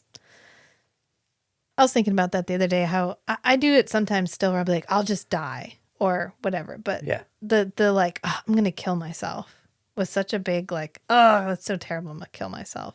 Just a throwaway line. And you're like, God. There's a clip from, what was that like Nickelodeon comedy show? All That. And there's a clip of one of the ladies from there just casually talking about losing their will to live or whatever. Yeah. It was like crazy what like Nickelodeon put on the TV. Oh, it was jokes. Those mad jokes. Oh, yeah. You could say that all you wanted. That was fine. Yeah. Sensitivity? Who is she? Don't know her. But this is really the end of our flashback because he comes out of the room. And, of course, Lacroix is standing there. Not standing there? Is standing there? Is not standing there? Lacroix's visage is present. Yes. He sees Lacroix. Yes. Yes. And Lacroix is like, fucking told you. And Nick is like, I don't need this right now. And he's like, that's fine. You know, you have the ultimate power. Men in power always use their power to harm others. You have power. You could use your power to harm others. Harm that guy. He's a dick. He like points over at the senator. Another casualty in the struggle for democracy. I hate to say I told you so. Your senator friend doesn't care that he abused his power, that his lust cost a life. He's a politician. All he cares about is the scandal that might hurt his campaign. I can feel your anger. I know what you want to do to him. Do it. He deserves to die. They all do. Get him. It might do you some good. I'm not going to do it. Like, I still have faith in justice. I just can't do it. And this is when Lacroix gets his... Lacroix breaks the fourth wall. I love Lacroix. Everything about Lacroix, including the fact that he gets to break the fourth wall in the middle of this episode because he's walking away and he's like, oh, what a decade. War. Ruin. Assassination. And he goes, the age of Aquarius, indeed. And he like stares directly at the camera as the elevator door shuts. Yeah. What's the age of Aquarius? The 60s. All right. The Wikipedia page for Age of Aquarius. Approximate dates for entering the Age of Aquarius range from 1447 Common Era to 3597 Common Era. Well, of course we're living in the Age of Aquarius. It's going to be for the next 1,000 years. Well, it was like slang for the 60s because Aquarius is kind of the air sign, I don't know, I'm just going off what Kate has told me here. The more like mystical. I don't want to say woo-woo, but woo-woo is what's coming to my mind. The woo-woo expression sign. Age of Aquarius in popular culture usually refers to the heyday of the hippie and New Age movements in the 60s and 70s. The cult era, you know, that time period. When everybody and their brother was joining a cult or starting a cult. Lacroix could have started a cult. That's what he could have done instead of fucking with Nicholas. But here we are. Maybe that's what he was trying to do with Nicholas. And we all know Nick would have joined it. He's already joined a cult on the show. He's just never coming at Nick from the right angle. Wrong angle, wrong time. Yeah, exactly. But this is when we go back to the present and Yuri shows up at the police station and he's like, I want to tell you all about how the ambassador is a murderer. And Skanky's like, come sit with me for a bit. Let's have a chat. I am interested in what you have to say. Yep. Meanwhile, Nick, who Schanke was supposed to be watching, but nobody's watching him. Whoever was on babysitting duty went to get coffee. Nick's and Nick gone. snuck off. Because he flies to the consulate. He said he was going to tread carefully. He did. He flew to the consulate. He even just floats outside the window. We're not there yet. And then Yuri is back at the precinct, like spilling the tea. He's like, the ambassador was missing on the nights of the murder. And like, he has no proof that he wasn't there. And like, he beat his like mistress to death. And like, I was the one that drove her to the hospital and she like died on the way to the hospital. And he like murdered his wife. And they're like, oh my God, he killed his wife. And he's like, well, he might as well have because he was like really mean to her and stuff. And then she like died. She killed her. Yeah. Yeah, I'm gonna say it again. He wouldn't say it in that voice, but yeah, like he basically pushed her until she was willing to she just wanted to leave until it all she behind. broke. Yeah. Like you got to do something to stop him. And then we cut to Nick because somebody needs to do something. Somebody needs to do something. And then we cut back to Nick because Nick is like floating outside the window. I want them to do. He just like weirdly like he lit from the side. He like elevators up, and I want them to do the like move him around a little bit, like he's drifting in the wind slightly. They never do. I never get that satisfaction because he's just standing outside the window, and we're supposed to think he's floating, but he's watching. On, Lost Boys did it. He is not like stealth outside this window. If this ambassador turned around at any moment, he'd be like, "Oh, sup?" Just drops down. What was that? What the shit? There's a pale face outside my window. Oh my God. Because he's just, and then he gets like red eyes or orange eyes, but they're not glowing. They're just, and he's just floating out there. Because he's like, oh with yeah. With his vamp eyes. Get them pearls out of the drawer. Oh yeah. Because he sees him pull the pearls out of the drawer and he like. And look at them. And the ambassador turns sideways. And when he turns back, Nick is standing behind him. How did Nick get in that quickly? How did he get in? He came through the chimney.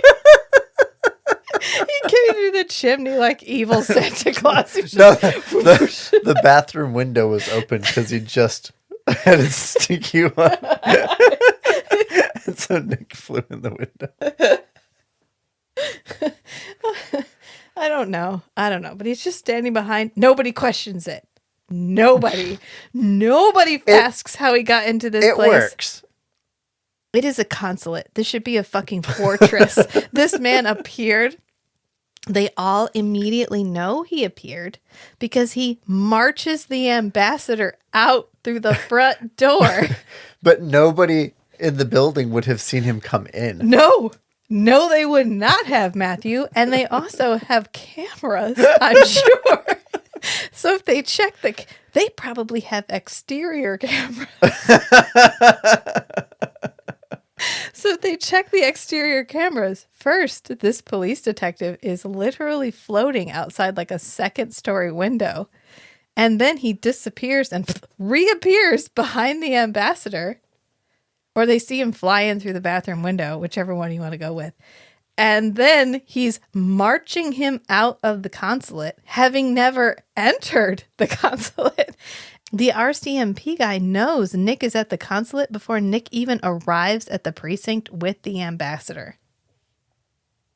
Because he comes in and he's like, I demand you turn Knight over to me. And Cohen's like, I don't have to do that.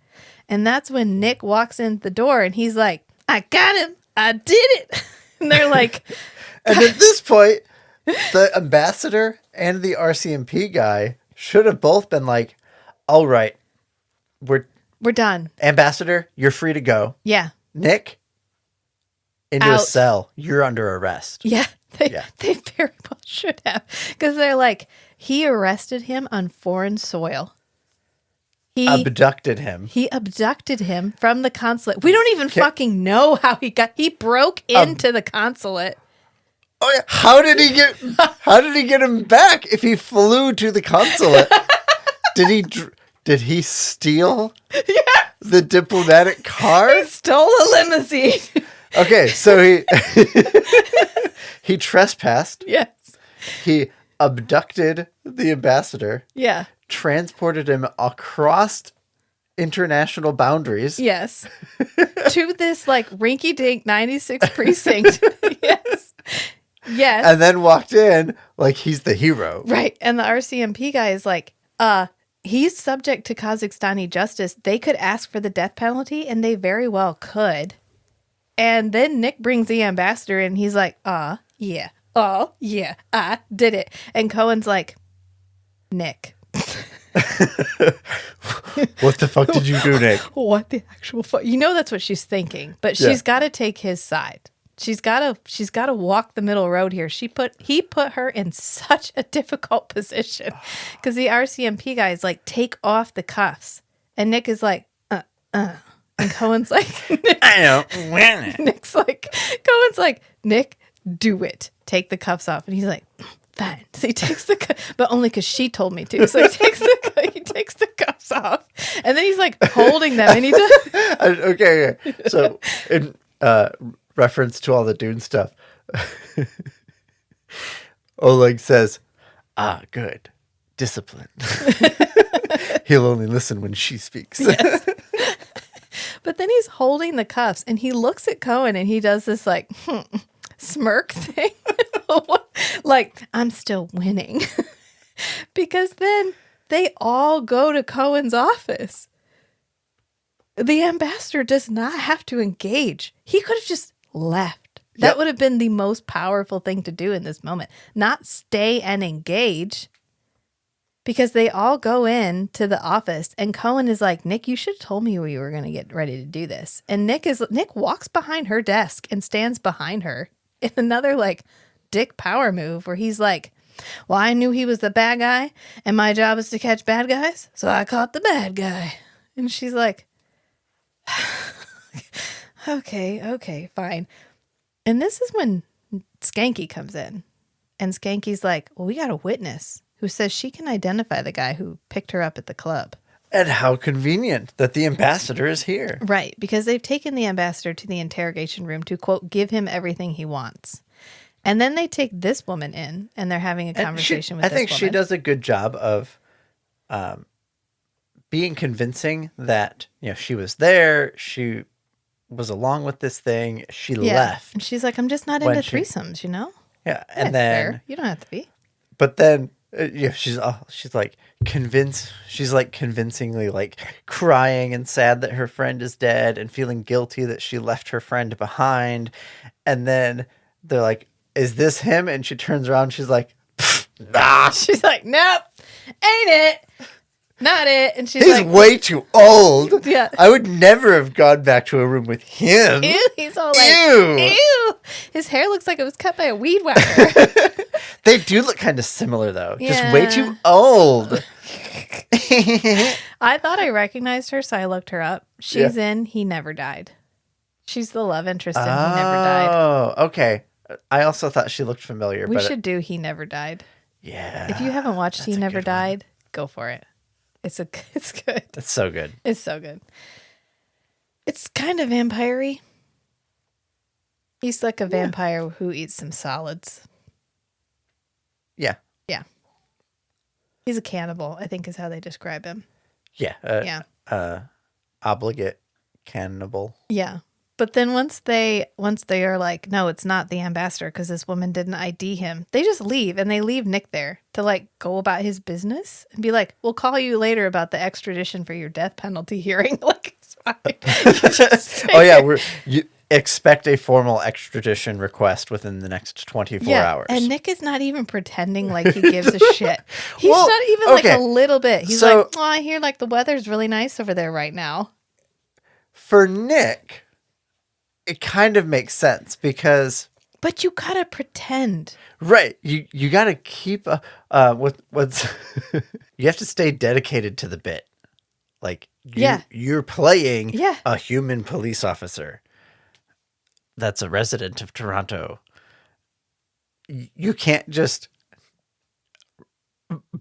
make snarky comments and do nothing to mitigate this incoming extradition request for you to get transported to another country and probably get executed. Regardless of the fact that you personally will be able to, just fly away and escape the consequences.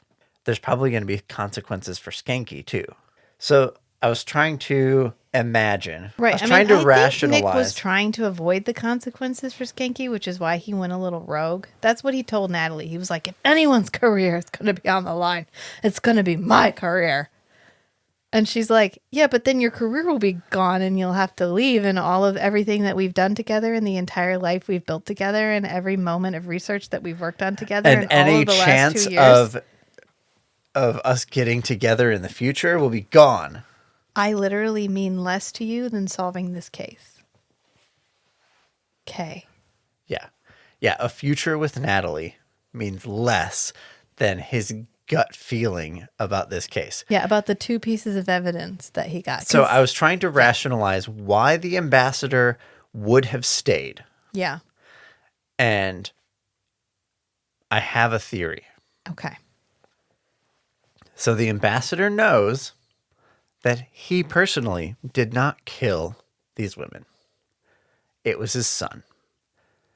And he knows that Nick and Schanke are going to keep working on this case. They're going to keep working to find the real killer. So if he convinces everybody that it's not him, Nick and Schanke are going to shift to possible alternative suspects, like his son that works in the consulate under an assumed identity. If he can stay in the police station and stay engaged with it, like keep their attention on him, keep all of their suspicion on him, but then use his diplomatic immunity to diffuse all that effort and just make any action they might make go away. If they're convinced that he's the killer and they like are confident about that, then that gives Nick and Schanke closure on the case, and he has no consequences personally. Right. And that protects his son. Yes. Whereas if he leaves, they're going to find out about his son eventually. Right. So that's my theory about that's why decent. the ambassador might have hung He's around here in the to police station. field suspicion. Yeah, to deflect. Yeah. Deflect it away from his son. Right, because he's in a position where if they find out it's his son, he lied to get his son into the consulate. So his son's not actually protected. The ambassador still is. So if he can keep all the suspicion focused on him, so much the better. Right. But still, Nick is not even pretending to take this seriously. He's like, looks like I'm going to be killed in Kazakhstan tomorrow. Well, at least the weather's nice. And Skanky's like, man, are you okay? He's like, actually, you know what? I don't give a shit. Daphne's really freaking me out. Because Daphne walks by. Oh, okay. Like, literally, we just had this. We had a huge diplomatic, like, misstep upheaval by your partner who literally broke into a consulate and removed the ambassador and brought them back to the precinct. But yeah, let's continue the joke about the forensics lady who likes you. That's fine. This is the moment for that. And then he takes a sip of his coffee and he's like, ugh, and he sets the cup down, and that's our transition. Yeah. Cup down, so cup to cup. one more thing about the ambassador staying in the police station. While he's keeping Schanke and Nick's attention on him, if he can rile them up and get them to do more egregious missteps, he can get them punished and removed from the force. Right. And that removes any danger to him, continued danger to him or his son from Nick and Schanke. Right. Yeah. And Nick's like reasoning for all of this because Skanky's like, why are you pushing this? And he's like, men who use their power to hurt other people need to be exposed and hurt. He's a little unhinged. He's a little unhinged. Kind of like Natalie's reaction at the beginning of the episode. Yeah. When she just... Yeah, when she's like, oh, you know how it goes. About it. First you start to date a guy, and then you start to like him, and then you trust him, and then you open yourself up to him, and then he violates you. Like that? Yeah, that's... Natalie and Nick have a similar vibe. Both of them were betrayed. Yeah. And they want vengeance. Maybe Nick recognizes the part of himself that would more than happily use his power. Oh, yeah. Because at any moment, everyone in the room... he just integrated his shadow. I mean, he's a shark, and he lives with fishes. And at any moment, he could eat one of the fishes. Yeah.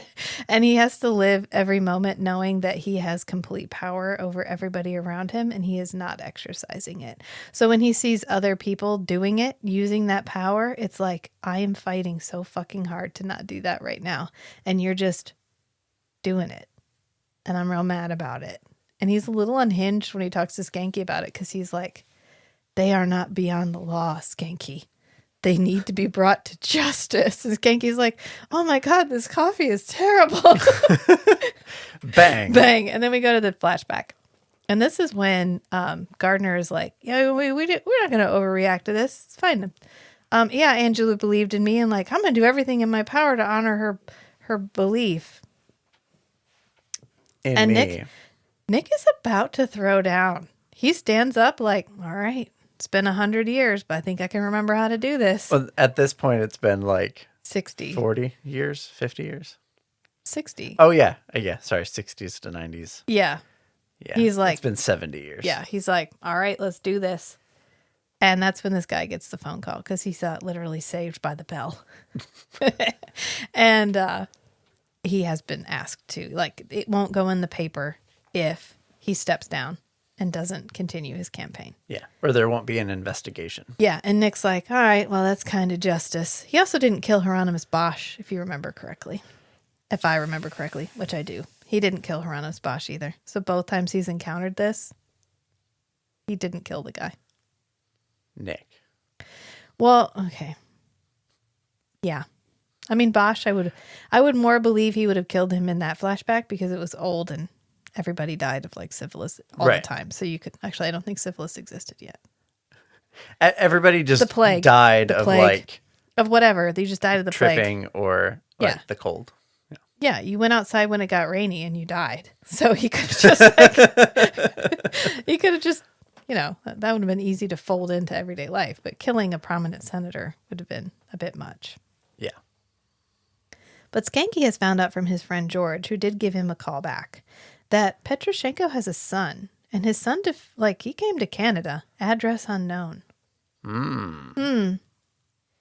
Yeah. And so this part I find really interesting because that's the only information that Schanke provides to Nick. And Nick is like, I know what's happening here. And he just turns around and beelines to the ambassador. And he's like, Ambassador, I know what you did. And Schanke, without any prior conversation with Nick, goes, you disposed of the bodies. They were totally in sync. They were simpatico in that moment. This whole theory. They just looked at each other and they were like, Yep.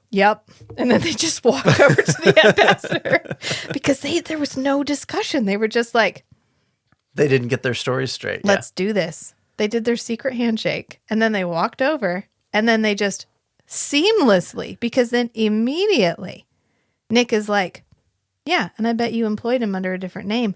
And that means he doesn't have diplomatic immunity because he was employed under false pretenses. So you're using your immunity to cover for him. And the ambassador's like, damn, you got me. He could have just continued bluffing. They have no proof. Right? They have nothing. They don't even know what his son looks like. They would have to formally request all of those records. Nick's speculation, this speculative is just that guy looked like the other guy 30 years older. Well, he's saying that you would have employed him under a different name, say as the attaché at the consulate. And I think that the all of the correct speculation is what convinces the ambassador that, oh, you got me. Not just convinces the ambassador. Not just convinces him, because he's like, yeah, you're right. It is my son, and I know right where he is, and I want to talk to him first. I'll tell you where he is, but I want to talk to him first. And they're like, cool. And then the ambassador gets in Nick's car. The ambassador of Kazakhstan gets in the back of Nick's. The ambassador who just formally requested extradition for Nick. Nick just broke into his house, hauled his ass down to the precinct, and he was like, yeah, I'll get in the back. Not a problem. No bodyguards, no backup. I can see why they don't take like the car, right? They don't take the ambassador's car because this is a cover-up situation. He doesn't want it's a stolen vehicle. It's parked outside. I know, but he's still trying to cover for his son a little bit, right? He doesn't want this to become a big thing. He's got to do it on the lowdown. But that doesn't mean that like the RCMP guys should not have ridden with them. Right. These police officers have zero track record of good decisions. With the ambassador. With the ambassador. Specifically. And then they let him ride in the back of this guy's car. And he's like trying to empathize with them. He's like, you do the same for your child. Like if your child was a murderer, you'd do the same thing. And Nick's like, actually, I made this woman into a vampire one time because she wanted to be pretty. And she murdered like 2 dudes and I stabbed her and lit her on fire. So you're wrong. You are incorrect. You thought? You thought. Don't put that on me. I would absolutely murder my children if they murdered people. In fact, I have. And I didn't even know the people she murdered.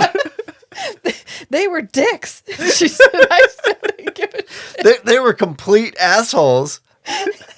Like for years. They're horrible people. I hated them. Yeah.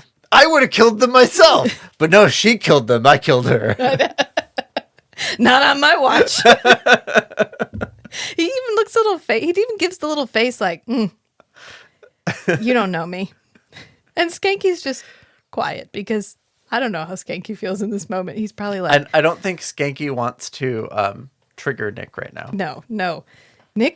Nick's on the edge. Skanky's got to know that because he's seen this before. He's been on a Nick rampage with Nick before, and Nick is on a rampage because the ambassador takes them to 90s Club. I don't think it has a name. I think we mentioned its name one time, but it's like uber 90s Club. But it's the club from the POV.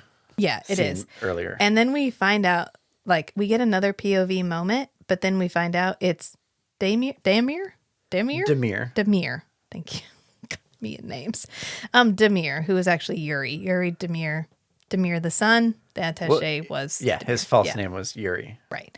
And he is out I wonder, hunting. It's probably a nickname for Vladimir. Demir? Yeah, because I've heard people pronounce it as Vladimir. Oh, okay. Like speaking Russian. Demir sounds And so Demir is probably Yeah. a nickname of Vladimir. Let's go with it. Because it's a vampire reference. Vlad. Wow. The killer. The strangler. The poker. Vladislav the poker. All right. So Demir's out hunting. And so he finds this woman and he was serving up some pretty banging lines. They were so good. Oh my gosh. They were so good. Matt almost died. I successfully didn't absorb the lines. So like, I missed out on the audio for this whole section. I see beyond your beauty. I see your passion. Oh, I heard the line, I just met you and I can tell you're so intelligent. I was like, how do you fucking know? You haven't even had a conversation with her. I can tell by the shape of your tits. Yes. They're so... You're wearing such a nice bra. You must make good money. Such a great neckline. It's a good neckline. I don't know. He doesn't care. She doesn't care. It's fine. It doesn't. But the fact that you were so uncomfortable was hysterical. I wish he had done some really over the top cheesy like pickup lines, like "Did it hurt when you fell from heaven? Yeah, because you're an angel." Or "Are you a quadrilateral equation? Because I want to be tangential to your curves." You're welcome. And then we cut back to the car. And Skanky's like, I mean, I get that you wanted to save your kid and all, but you shouldn't have given up the presidency. As if he could have continued to be a president when his son was a serial killer. But that's cool. And this is when the ambassador's like, under certain circumstances, power is meaningless. And I kind of wish I hadn't focused on my career and I had instead focused on my son, because maybe we wouldn't be here. Maybe he wouldn't be a psychopath. I'm guessing the problem is that you covered for him. Right. This isn't the fact that you focused on your career. It's that you compromised on disciplining your child his entire life. Yeah. And so literally he has never had to experience the negative consequences of his actions. Right. So that's why he is unaware that actions have negative consequences. Correct. Right. But they arrive at the club.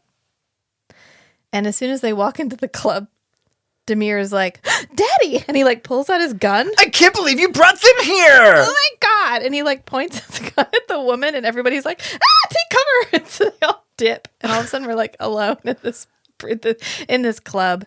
And I love the line because he's like, "No, my son, like we could be together. You can be my son." And he like brandishes the gun again and he goes, "Do you want them to shoot you dead?" You don't tell me what to do. You want these men to shoot you dead? What will I have then? What will we have? Please. That new parental style really lasted a long time. Yeah, that line I think for some reason is hysterical because he's like, "Do you want these men to shoot you dead?" in his like accent. Yeah. And Yuri, I don't think Demir even has a line in this scene. He's just like staring intently at his father, and his dad's like, "We all make mistakes. Clearly this isn't working, what we're doing here right now, because you're murdering women and I'm disposing of the bodies. So let's try changing our strategy. Choices here. have been made. I'm not sure that they're leading us in the right direction. Let's try a different approach." And we get like a close-up of the hand, close-up of the gun, close-up of the hand, close-up of the gun. And then the woman's like, "Woo!" And she just yeets. Right. Yeah, he's handing the gun over to his dad. Yeah. But then she panics. This is why you shouldn't judge a woman's intelligence by having just seen her. Because, girl, hold a minute. I don't know. Maybe he would have shot her. We don't know. But he ends up shooting his dad because she bolts and ruins the moment. And he just fires at his father. And for once, Nick doesn't take the bullet. She breaks the tension of the moment. Yeah. Like hot dog fingers. Oh, God. Don't Don't bring that movie into this right now. But Nick is like, oh, good, I didn't take that bullet, which means I can still continue to chase after this guy. Because he flies after them. And then literally. And then he like decks Demir into the trash. He just one-armed backhand tosses him into the trash. Into the trash. While this woman's watching. Yeah, and then she's like, oh, thank God, kind sir. And he's like, yes, that's right. You may hug me. So hug. And then we cut to the precinct. He's still wearing the same shirt, so it must be the same vest. The same light blue vest, dark blue shirt, gray. I didn't even notice. Jacket, black pants. You're welcome. He had I noticed everything was a different solid color. Maybe Nick gets dressed in the dark and he just goes off shades. He's like, well... Maybe Nick is colorblind. Could be. Would being a vampire fix that? It could have fixed that, but his brain would have formed before without the ability to discern colors. Well, listen. Maybe he gets dressed in the dark and we know his night vision is like infrared. He only sees in shades of red. Which means when he's getting dressed, everything looks red. Maybe he thinks he's always wearing red and black. Yes. Yeah. And Skanky's like, wow, the last time I punched a guy, I broke every bone in my hand, or at least it felt like it. And Nick's like, meh, it was just a little tap. Not from that bruise on Demir's jaw, it wasn't. It's not like the kid didn't deserve it. If that bullet were to hit a few centimeters out of the way, his father would have been heading home in a cargo-class pine box. I mean, what kind of psycho are we talking about here, huh? I mean, what gets into the kid's head that he doesn't realize his actions don't have any consequences? I guess it's true what they say about power corrupting. Absolutely. What? Never mind. It's fine. I could have really killed him. You should see what happens when I use my teeth. But I haven't done that for 100 years. Done that in a while. Whew. Dust off the old cranium for that one. So then they sit down at the desk and Skanky's like, man, I guess it's true what they say about power corrupting. And Nick goes, absolutely. Skanky's like, what? He's like, never mind. No, never mind. This is when Daphne shows up. Do we get wrap up for anything else? Fucking no. Do we find out how they're going to punish them for the fact that they got up to some shenanigans? We find out that the ambassador survives. Oh, and he leaves, I think. He goes back home because Skanky says it's a good thing that he wasn't off by a couple of centimeters or he would have been heading home cargo style in a pine box. Yes. So I think he left just to get away from the scandal. To get away from those police officers. Get away from Nick because he went home oh God, that was a really rough night. Maybe he hush-hushes everything just to avoid the embarrassment. No. He went home and he was like, God, that was a really rough night. And he turned around to shut the bathroom window and Nick was outside. No, wait. Nick was outside the bathroom window and he just did the eye point thing where he pointed his eyes and then pointed at the ambassador. And then the ambassador in the back closes his bathroom door and then turns around and LaCroix's there. No! LaCroix cleaning up loose ends As so that usual. Nick can stay in his comfy spot. Yeah, For now.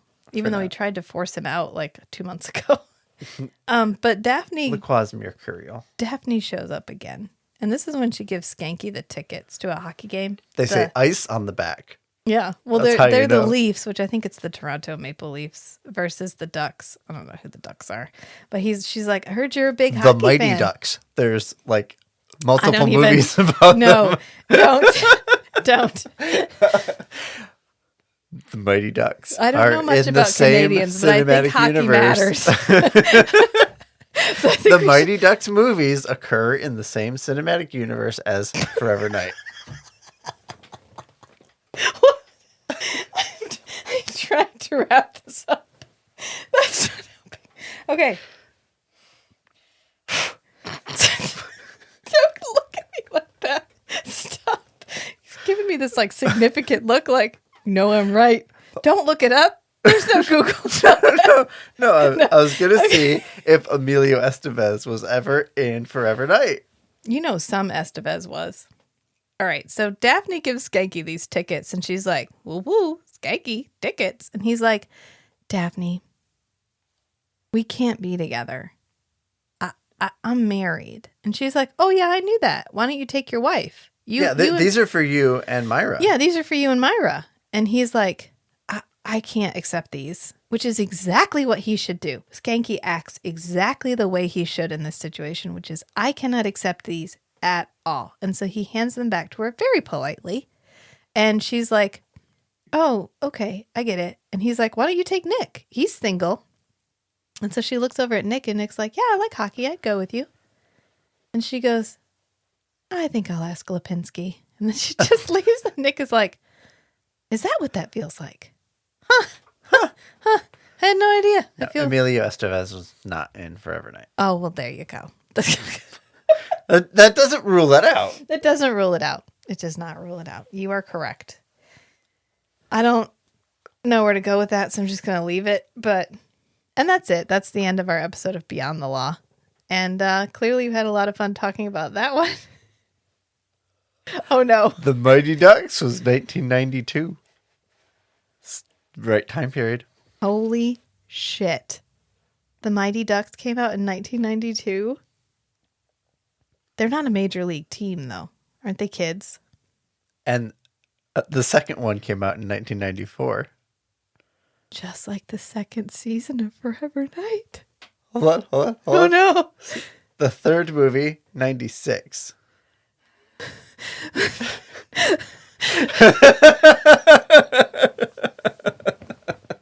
Oh, it's canon now. They're in the same universe.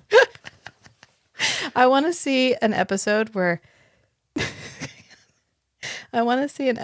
Nick takes over a little league hockey team and like teaches them how to play hockey.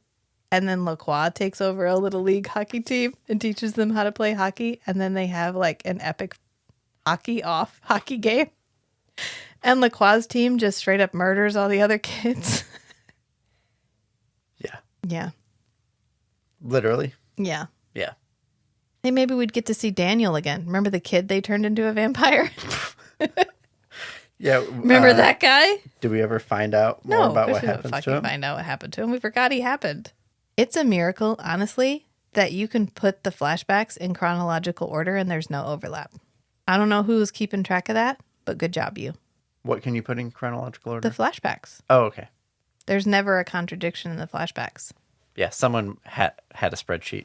I mean, they had 800 years to work with, but they do tend to gravitate towards the more memorable time periods. The Renaissance, the Crusades. Right, so they're concentrated in historical periods. Yeah, most of them are. Some of them are kind of timeless. Like the flashback that shall not be named. We don't know when that one happens. Okay. We all know what one that one is. I'm looking at you, episode where Lacroix kills his father in effigy. Oh, yes. What the fuck? I'm still not over that flashback. I feel like that was one of the first ones they did. They were like, we need filler. And they were like, okay, what about if Lacroix like killed his father in effigy?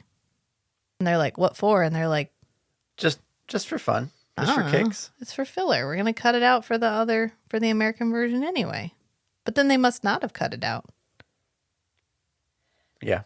Maybe they put the other Euro minutes in there so they would have something to cut out so they wouldn't have to cut out the flashbacks. Because can you imagine for a moment watching Forever Night for years and then you get a hold of the copy that played on like international TV and it has flashbacks?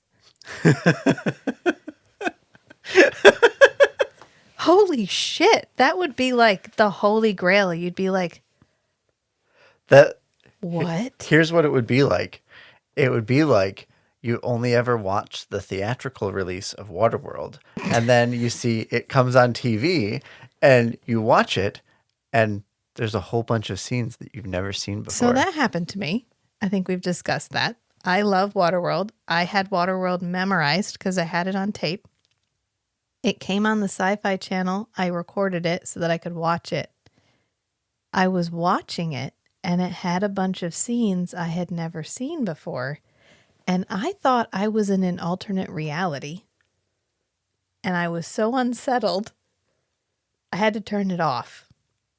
Because nowhere in the advertising did they say that it was the extended cut, even though it was the extended cut. Yeah. But that's because I read too many sci-fi novels. And instead of thinking, oh, there must be an extended cut, I thought, oh my God, I'm in an alternate reality where Waterworld is longer. You're welcome. That's a view into my mind. I'm fine. I'm stable. I'm high functioning. You're high functioning. There you go. I do have trouble with human ages sometimes. What are you Googling, honey? Oh, IMDb has a collaboration and overlap search. Oh, so you can put in two properties. Are you looking up the Mighty Ducks and Forever Night? I feel like there's a fan fiction somewhere where there's a crossover. There's a Doctor Who Forever Night flashback or Forever Night crossover. I know faux shizzle, there's a Highlander Forever Night one because I may have written one, but there's more than that. You may have written multiple. Man from U.N.C.L.E. There's a Man from U.N.C.L.E. flashback or crossover with Forever Night. There's a whole world of fan fiction out there, 30 years worth of it. And I just posted one of my fan fictions on Patreon. Hey. It's a Patreon exclusive. Sorry. So you gotta buy your way into that. Oh, yeah. A whole $1. That's how you draw them in. A whole $1. I just didn't. There's no crossover between Forever Night and either any of the three Mighty Ducks movies. That we know of. Well, it's not on IMDb. There's no overlap in the cast. But as we learned, you have to submit information to IMDb. So maybe something got removed. Maybe. It got anti-memed out of existence because the knowledge of the crossover was too powerful. Anyway, I'm working through my fan fiction that's up on fanfiction.net. And once I get all that up on Patreon, I have a lot of random Forever Night faction sites that I need to scour to check for. Which are still maintained because there are so many. A lot of them went down. Well, right, but people have archived them. Yes, and there is one lady who worked very hard to put a lot of them back up and to archive them and to get them on active servers again. And thank you very much, because it's really interesting to think of the internet. So we predate like internet available in your home. We don't predate the internet because that would make us like real old. But we are like, I didn't have the internet in my house growing up. So to think of the internet as something that requires like archival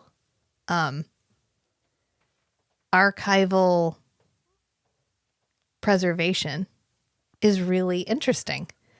And so there's this whole host of flashback of, God, why do I keep saying flashback instead of the word I mean to say? It's because I'm stuck in a I need to do a turnaround. Like I need to do a 180. Clearly I need to turn around and get out of the flashback. But there's all of these sites that I interacted with when I was younger, when this was airing on Sci-Fi, that were just up. And to me, they were always going to be up. So it was fine. Right. And then all of a sudden, it feels like the internet is like you open up a web page, it will always be there. There it is. And then over time, I mean, these things have aged. They're all 25, 30, 35 years old now. And they're all gone. And you're like, holy shit. I'm as old as some of these websites, or that's just wild to think of, that these things have been up for so long that the people who've originally coded them and put them up have passed, or they've forgotten about them, or like the computer that hosted it died. Right. Or the one that cracks me up is there's the Forever Night email server. Oh, the listserv. The listserv. There's some college that hosts that listserv. They've hosted that listserv for 30 years, which means on some random server somewhere, there's this tiny little snippet of code that's just been passing emails through for 30 years. Yep. They just have a directory of files. And all they did was turn off archive. So none of it's archived. So it's not taking up any storage space. Yep. Yeah, it's only relaying emails now. So every time they probably image that hard drive and copy it over to another one, that tiny little piece of code just gets carried over. Yep. Like, it's almost like genes, like non-expressed genes, like being a carrier for some kind of genetic disorder. You don't know you have it, and you could pass it on to an infinite number of children before it gets expressed, before this tiny piece of code that's been passing through these Forever Night emails forever finally pops up and someone's like, what is that? What's that doing there? I thought we were hosting this. How long have we been hosting this? You know, the person who set it up is probably retired. Like they went to they went to college, they graduated, they got a career, they've had their entire career and they've retired, and that little thing that they left is still running. That's just wild. I don't know.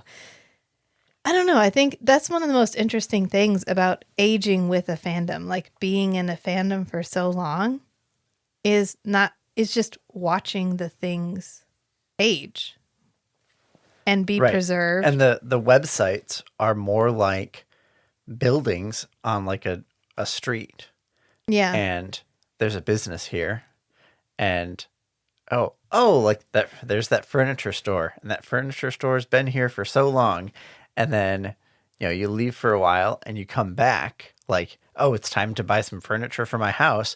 I remember that furniture store from growing up. Let me go shop there. And it's closed down and like the entire building's gone. Yeah. Buffy's getting a sequel. I've been noticing a lot of Buffy stuff, a lot of Buffy memes, a lot of Buffy podcasts. Usually you can track memes. That's one of my favorite things to do. Marketing has gotten really good at using the whole meme sphere for a whole nother branch of advertising. Yeah. I like to pick up on, oh, wow, there's been a huge uptick in Friends memes. There's been a huge uptick in Gilmore Girls memes. Yep. There's been a big uptick in Buffy memes. That's usually like, oh, we're about to reboot that property. Yeah, they start hyping up the memes. They get it back in the a few weeks zeitgeist beforehand. Yeah. They get it back in the zeitgeist. And that way everybody's primed for it. Yeah. And I was like, Buffy's getting a sequel? Just putting this out into the universe. I know a television show that could definitely use an awesome reboot. Forever Night. You're looking at me like, that one. You're looking at me like I don't know what we're talking about. Like we don't have an entire I was playing along for the bit. It's so popular. There's one whole podcast. I looked up vampire television show podcasts, and it's like Buffy, and then like I think we're number 18.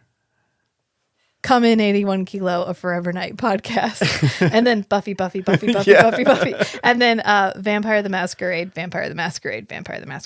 The game, like people playing the game. Yeah, I was just Googling around to see where we showed up, and there's apparently a whole bunch of podcasts that are mostly unedited, but some edited recordings of live action role play Vampire the Masquerade. You played Masquerade. It was good. Yeah. We didn't do the live action part. Yeah.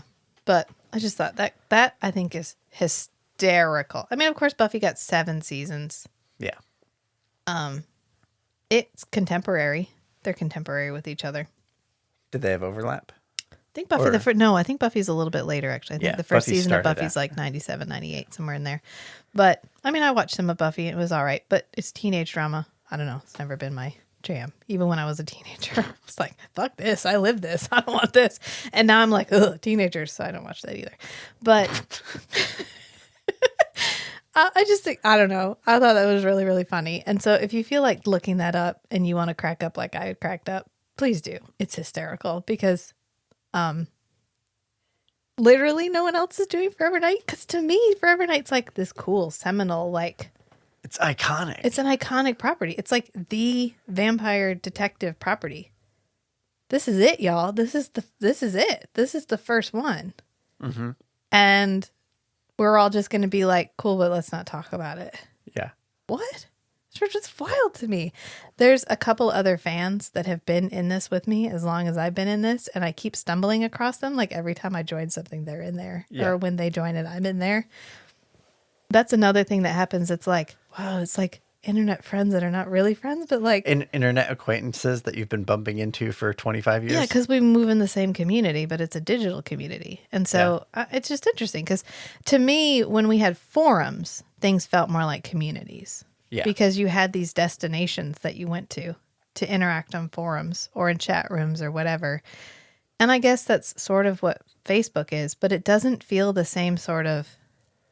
It's because you have to like actually explore, whereas like Facebook, it's a feed that's provided for you. Yeah, maybe that's it.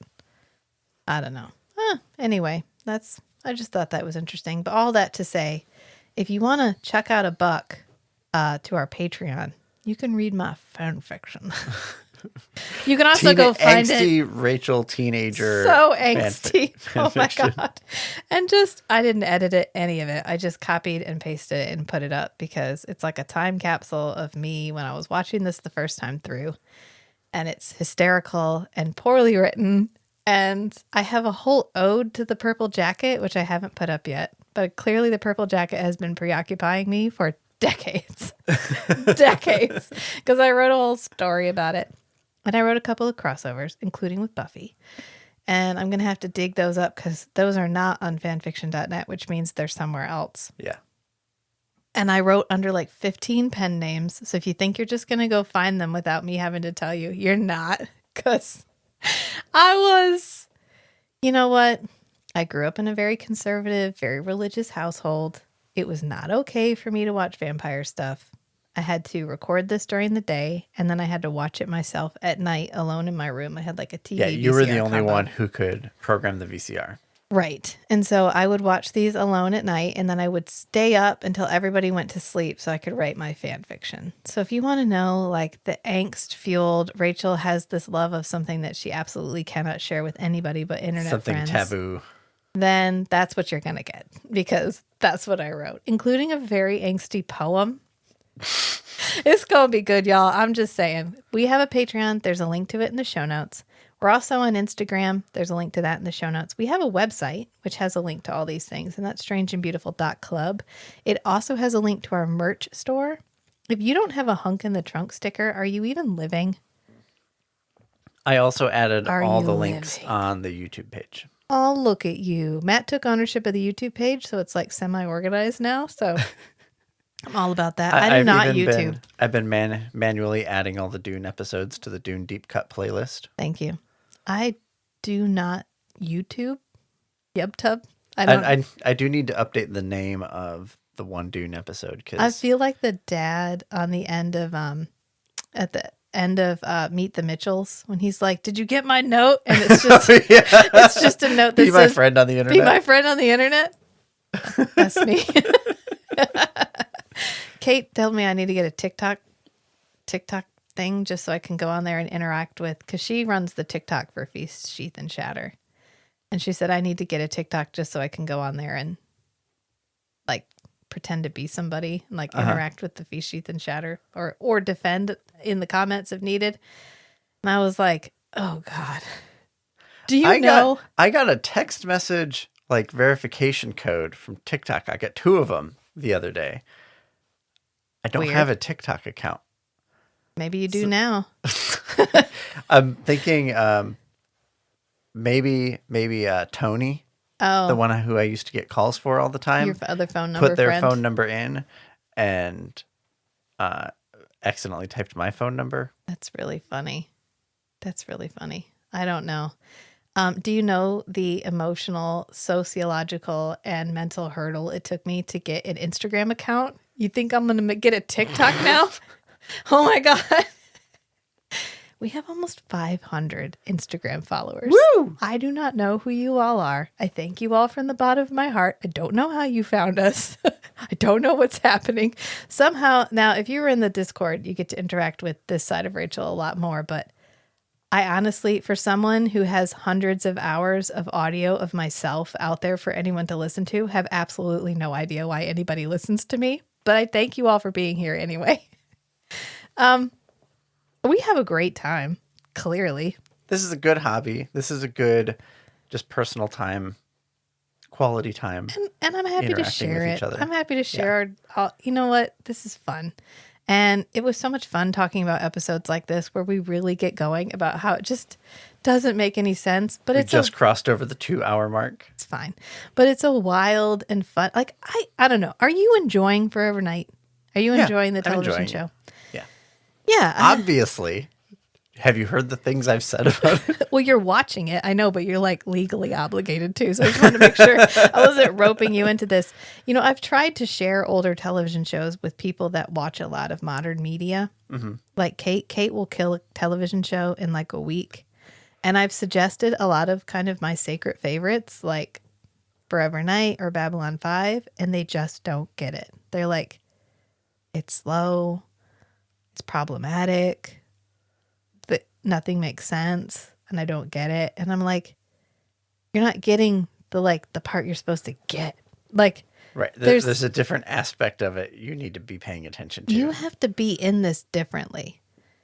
This isn't Ashoka. Or is that how you say it? Ahsoka. So this isn't Ahsoka. I was watching something about it the other day and I thought, should we do a Star Wars deep dive where you make me watch all the Star Wars shit? For Star Wars? It's like the original trilogy, and I know we feel that way, but I'm wondering, like, is that because I checked out? I checked out right around Hayden Christensen, which we haven't gotten there yet, but Hayden Christensen is in Forever Night. Spoiler alert! It's not spoiler alert. He's in it for like 2 seconds. He's like 8. He's like, no! And he just leaves. That's all we get of him. Yeah. Actually, that's basically all he does in Star Wars. Maybe that kind of problematic perception of Hayden Christensen's role in Star Wars is why we need to do a Star Wars deep dive. Mm-hmm. I'm not convinced. I just thought that was a nice, complete thought. I don't know. Anyway, my point here is thank you all for being here and for giving Forever Night a chance. A lot of these older television shows are fucking magic. But you have to give a little to get a little. And that's all right. I don't mind it. I'm glad you don't mind it because we get to have a fun podcast like this. So I guess we'll leave it there. This was a rambling, entertaining. It was a walk through our mind gardens. That was today. We went on a maze. You know what? Yep. It's fine. Everybody has their little paths. And we got to go on a couple of ours today. So hope you all enjoyed it. Until next time. Until next time, friends. Bye. Bye.